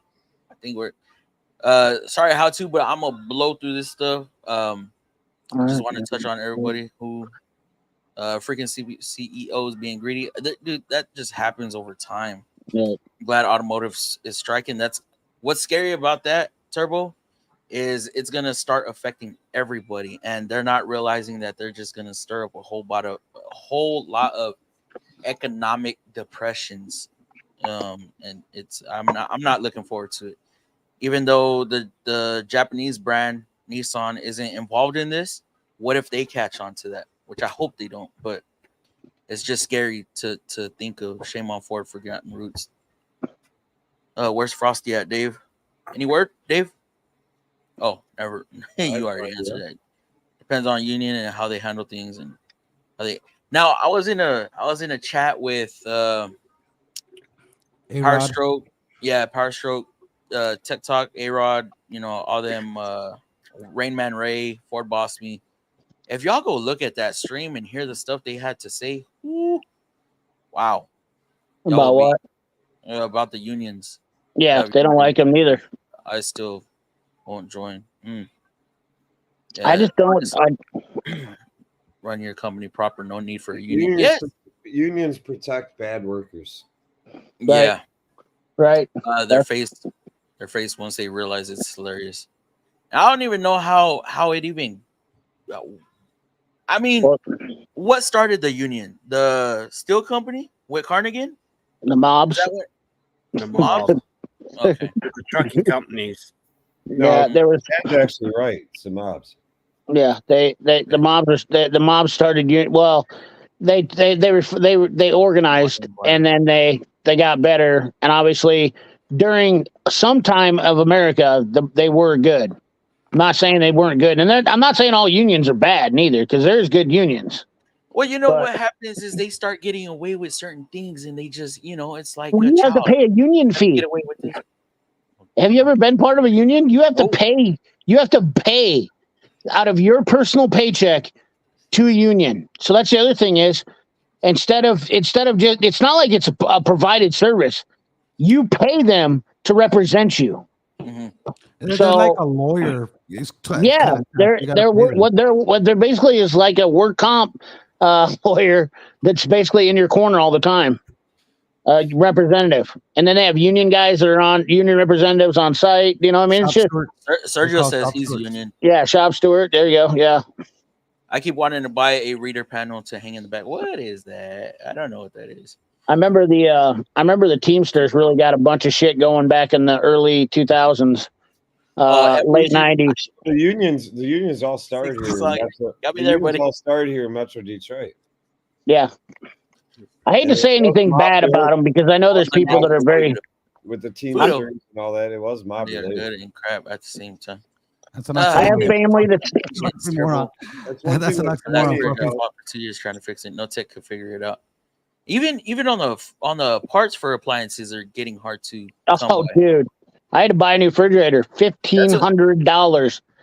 $1,500 for a refrigerator. I bought a cheap GE side-by-side black with water and ice in the door, and it was $1,500. I was like, I don't want anything fancy. Just give me I was like, I'll just take a $500 refrigerator. They laughed at me. They're like, what do you, there's no five. I'm like, I haven't bought it. That tells you how long it's been. That's a mini fridge. Under $500, it just sits on your toolbox. Well, here's the best part about it is, my refrigerator only has a 1-year warranty with it. That means I could. All right, Turner. You're making me hungry, sir. You should have bought a Milwaukee refrigerator. That's exactly what I should have. No, I should have bought a Hercules, the new high torque, the Ultra. I knew that. I knew what DRW was. I just didn't realize what it was. Dallas.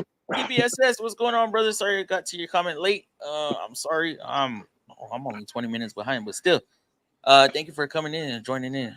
You missed a Turn whole over bunch of there eating stuff. tacos, man. You're gonna have to, bro. We covered a lot tonight, so you're gonna have to rewatch this thing from the start. It's always fun to just talk Yeah, we about were things. all over the place. Yeah. There you go, Sergio. No disrespect, I'd love to hear your opinions on. I mean, if it works for you, you know what I mean. Like, I think it works for certain people. Like in the HVAC, I think the union works good for those guys.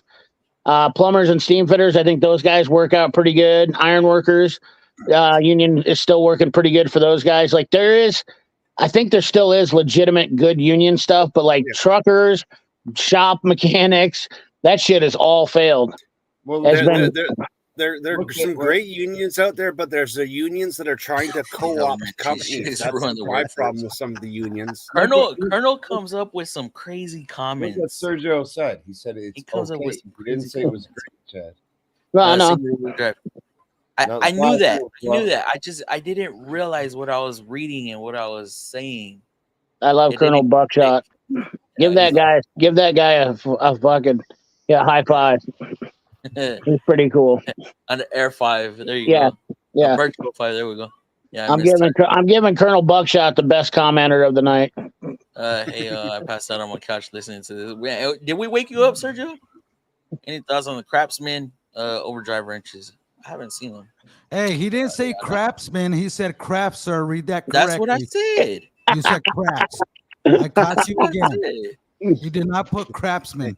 You got to be careful with that word now. In today's term, you got to say it with a lisp. It's craftsman. We're all crafty. It's craftsman. Wait, I'm trying to get sponsored, okay? So it's just my enunciation. That's all. Yeah, hey, you gotta hit up Stanley. Hit up Stanley for some free craftsmen. Just don't blow her away, all right, Colonel? Just don't. I can promise you, Craftsman won't be sending me any good after my video that I burned on them. They weren't happy about that. Most stores have them in stock, or the trucks being unloaded this weekend. Nice, JWC. You gonna get some, bro? Craftsman skips sizes. Imagine that. They've always done that, though. Choose a 15 millimeter or an 18 millimeter. Which one do you not want? Right. Yeah, you just screwed me. Just stuff a bunch of paper towels in there. All right? Get an 18 millimeter and put dimes in the corners. There you go. I noticed the same thing. Only Lowe's. Let me see. I have some of the old Blackhawks. You can always go to Lowe's. Lowe's and Eights. Raging's in a bad spot. He's crackling. I will say this: Craftsman now is better than Craftsman was back in the late '90s, early 2000s. I will say that without hesitation. Now, right? They're good now. Yeah, honestly, if compared to the junk that they were selling for their standard brands, in my opinion, I mean, obviously they have the V series, they have the overdrives. I think Craftsman has better stuff available now than they did in the late 2000s, late '90s, early 2000s. Would you disagree with that, Dave? I really wouldn't be able to agree or disagree. Oh. I'd agree with you because I'll trust your take on it. I don't really own any Craftsman shit. Well, compared to the raised panel ratchets, old Craftsman stuff, but I'm saying that 32 WD for the world. I mean, for the win. That 32 Craftsman ratchet was garbage. Hey, I mean, whatever gets the job done, Turbo. Whether it's Craftsman or Matco, or That's why I'm glad I live in Canada. We got Canadian Tire. We got Mastercraft. That's the best tool in the world. You got the finest Taiwanese tools made. They're Vietnam. They're made in Vietnam. Using crankshaft's and camshafts. Well, there you go. Forever. Is it there you go. Vietnam, Taiwan. What's the matter? No, Vietnam makes better there tools. There you go, Vietnam does make good tools. They are releasing 284 piece set that actually look pretty complete, but be a bit before it's released. Swap out your ratchets. It might be a nice home gamer set. Guys, that's the thing too. There's a big difference between at-home DIY tools and professional, everyday hammering. It's hard to convince people of that, though. I mean, if you're a weekend warrior, go with it. But if you're putting stuff on impacts or really cranking down on shit on a daily basis, where you're pulling that socket out, I don't know, 100 times a day. And you can do everything. Like I always say, you could do everything with a crescent wrench if you really want to. But if you want to take a hammer and hit yourself in the head half the day, it's the same thing. No. You can get a good look at a fucking steak by sticking your head up a bull's ass, but you can take the butcher's word for it. Right. Work smarter, not harder. We're interrupting Clough. He wants to get Turbo handy to have the warranty. I could replace them next day. Son of a bitch. Never mind. I think y'all answered that already. I mean, yeah. No one has 30K. 30K for what? How to? Craftsman is all awesome. Some of their tools are still made in the USA. I once saw a pack of, I think, Allen keys, the plastic bag tools made in USA. Bag made in China. What's your name? Nate Crew? Nate. I'm assuming you're a Craftsman fan. Only thing concerns me is since the handle is different, I worry they might be lesser quality than the usage or USAG or RBRT. Curious to see if they're on the torque test channel. It was first for me. Bag said. Oh, okay. You corrected yourself. My 98 C1500 is still going strong. I wish mine was still going strong.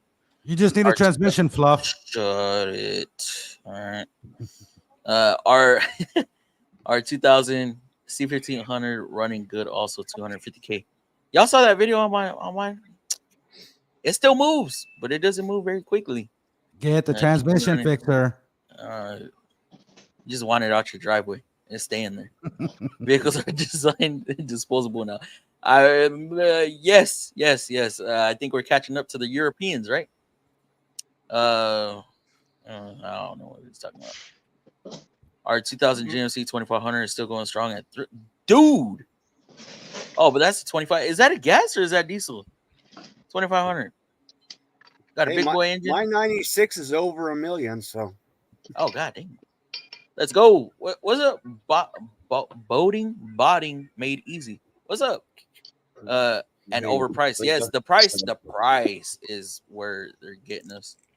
2007 Dirty Max for 7K, put 10K in it and drive it for 500,000 miles. Sounds like a good, Dirty Max is all day. Dealers realize they can put a massive markup on them and people will pay. And the dealers aren't supposed to be doing that. GM, Ford, they were starting to fine companies for doing crazy markups on certain vehicles. No, they're actually gonna strip. Ford is getting rid of dealerships. Oh yeah, they were. Yeah, that's right. Because you need the utility truck to make a living. They got you where they want you. The utility truck. What you mean, Nate? We'll call you Nate. All right. I think it depends on the car. True. I mean, manufacturers put their best quality into certain vehicles also. So, I mean, if it's a bottom line, I'm going to say, like, the Mirage. Let's go with Mitsubishi. Let's pick on Mitsubishi for a little bit. The Mirage, you think they're going to put their best tech in there? No. That's just to get to from point A to point B at the cheapest possible. It's an affordable car. We got all the essentials. You spent all that money on the fridge. Now you can't buy groceries to put in it. My son's cat eye is rolling stronger than ever. Single cat, long bed. You can tell you're single. There's nothing in that fridge. Leftovers. Oh, is that right, man? That looks real familiar. Cereal? Who keeps their cereal in the fridge? I don't like my cereal warm in the morning, so I keep it in the elevator top side. It's like $900. Damn, $800 5-piece. Y'all got me going crazy with these wrench set, dude. Even a regular wrench set on the tool trucks, like nothing special, just wrenches. $300, $400. Yep, everything's gotten expensive. Yeah. I'm pretty happy with all the wrenches I own, and I think if I should do a tally on them. I think I bought all my wrenches for under $2,000. You see this? Did you Did you see the 12-point tone version RMA 400L? They look super nice. I don't know what that is. Hmm. I don't know what the hell that is. Tone's a Japanese company, I believe. Tell me I'm wrong. I had them on sale during. No, it is. What was the part? Is that what he was saying, Tony? Yeah. RMA 400L. Oh, Tony. 12-point version of wrenches. Oh, okay. No, I did not see those. No, Yeah, I have not. Japanese, right? When Union is okay. Is there anything you would change about that, Sergio? As far as like, if you could change anything in the Union? He said I have an emergency phone number list on it. I ain't got no emergency phone number list on here. I just got all pictures of my family. Come on. There ain't no phone number list on here. There's the appliance guy. Yeah, I forgot those existed. That was a pretty good one, though. I got to give it to video. That's hilarious. Exactly. Unions can be great, but they let too much slide. They can. My grandpa's fridge went out, found some rich dude on Marketplace who just upgraded. He delivered it for $200 cash. About half a year. Oh, no, that was JWC Tech. Nice. So JWT Tech said that, not Sergio. Sorry. Oh, yeah, that was. And Sergio, you know I'm just a mechanic. Bro. I don't know these. Ambivalent. What the to them? What's that mean? What's that? I could take it or leave it. Only reason. Oh, that was for the union. That was when we were talking about the union. He said I could take it or leave it.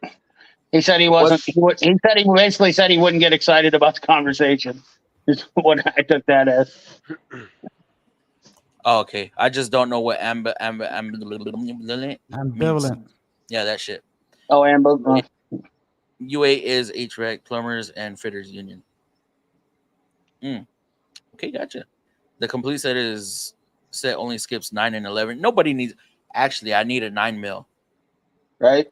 Brake flushes on a certain vehicle for Nissan 9 mil. Ford's 9 mil too, I believe. God, why? Well, I think it's actually standard. If I'm being honest, I think it's a 7/16. That I keep running into this shit over and over, where I find out that my standard stuff is there's a lot more standard stuff on newer vehicles than people really think. I can't remember. I want to say it's the Versa that we have the 9 mil. It's either the Versa or the Rogue. I don't know. It's one of the weird ones. I think it's a Versa. Right? My issue. And then, okay. And then on the Rogue, it's an 8 mil for the rear bleeders and then an 8 mil up front. Why not make it the 10 like they always did? Because if it's the 8 millimeter, they break off easier.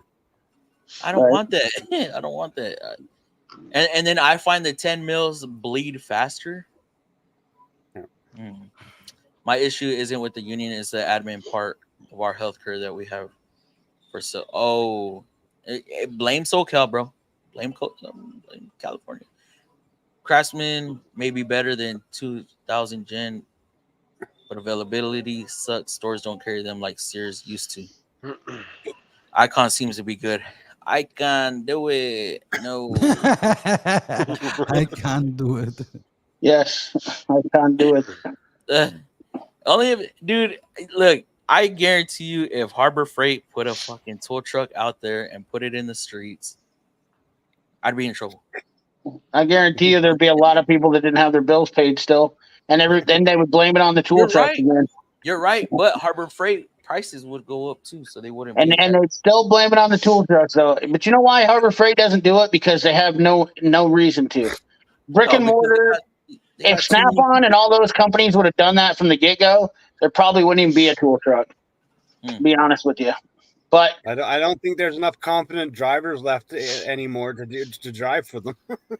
Well, I feel like every tool company's bidding hard. I got asked to be a Matco dealer. I was like, yeah, I'm good. Nothing again. Not knocking on Matco. I ain't got no interest in being a tool truck dealer at all. I've gotten into a lot of arguments with them over losing my paperwork. Oh, dude, do you keep copies of your paperwork? It'll take a miracle to get the inventory back the way it was, Turbo. It'll never be back. Gas. Okay, so wow. Let me get that engine and China. I'll get it off you. Fluffy, what do you think about the first gen Nissan Leafs? I'm thinking about to get one for local in-town driving. I know the batteries are not the best. I can't tell you. Like driving a lunchbox, yeah. So here's the thing. I can't really put opinions out there like that, Beto. So the only thing I can tell you is do your research on it and make the best decision you can. But I can't put opinions out there like that when it comes to the brand.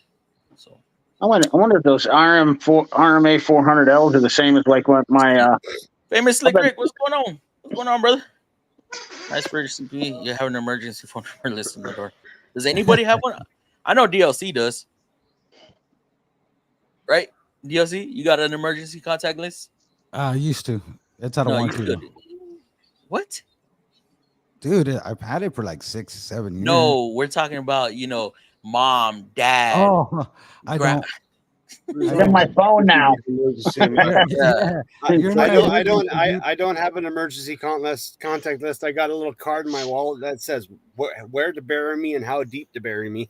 Oh, right. God. Everything must be there freaking awesome, bro. I have 911 and I also have 357. Oh, I thought it was 1911 and then 357. That's not 3 digits though. Oh, 911 and 357 made more sense. And they have every size except 11 too, but I mean, they have every size except 9. Okay, 16 and 18 for that. That's crap. I need the 16. I need 18, but they look. Yeah, that's Japanese for you. That they're not hip on giving you all the sizes. We don't give you 18 because he gave you a 3/4 inch. No, a 19 is a 3/4. No, but I think he's talking about the those $800 wrenches. No, I'm talking about the wrenches. They come with a 16 and 18, but they the RMA 400Ls. I think is what he's talking about, isn't he? No. Oh yeah. Wait. Oh wait. No. I don't know. Which they have every size. JWC right here. Way better than mountain. They have every. Okay, maybe he's talking about that. They have every size except 9, 16, 18, but they look better than the mountain wrenches. Tone RMA 400L. I want to see what this is. Yeah, they're the same. They're offset ratcheting wrenches, but they don't have. I'm looking at them right now. So what do they have for sizes? Tone's a Japanese company, right? Yeah. Oh, that's only a 4-piece. That's why it's not a 5. A 17, a 14, a 12, and a 10. Yeah, if it was a 5-piece. Wait, you said that's a Japanese brand? Yeah, and it's only got a 17 and a 14 and a 12 and a 10. It's a 17 brand and they don't have a 16, 18? Because it's Japanese standards. They don't use 16 millimeter. We use 16 millimeter all the time. No, he said 15 millimeter. No, 16 millimeter. They don't. There's a lot of 15 millimeter that they don't have. Oh. Yeah, we don't have a lot of 15, but we have 16. We have a 16. You got a you got a shit ton of 16. It's a 4-piece set, but you have to buy the rest of the sizes. That's where they make their money. 12, 14. It's like Snap-on. Well, the worst part is too, even they don't have warranty. They don't have good warranty on them either. Nissan hard body 97, 185,000 miles. Why are we talking about hard bodies in here? Mine's soft. Mine's a soft body. Get out of here. Hard body truck. That's a little truck. Yep, little mini truck. No comment on an Infiniti G35. Nope. I bought more green tools. I don't have a comment on that. You can buy an 8, 10, 12, 13, 15, and 19. Great discussion. Turbo, you have a good night, brother. I'm about to end this off here in a second. I do. Let me see. Me too. Kind of salty. They don't have 16, 18. That's what I'm saying, bro. Like, come on, man. Right. You can buy 8, 12, 8, 10, 12, 13, 14, 15, 17, and 19. Oh, wait till you see the next one. You're lying, bro. Until I see a video, I told you that's where it starts. What's the green tools? He said green tools are basic.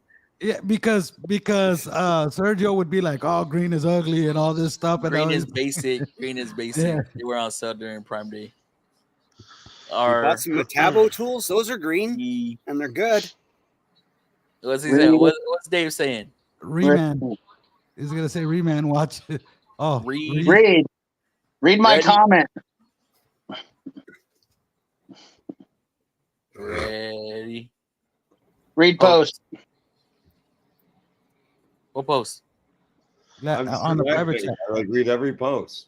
So I was gonna do it letter by letter. Oh, I'm this guy.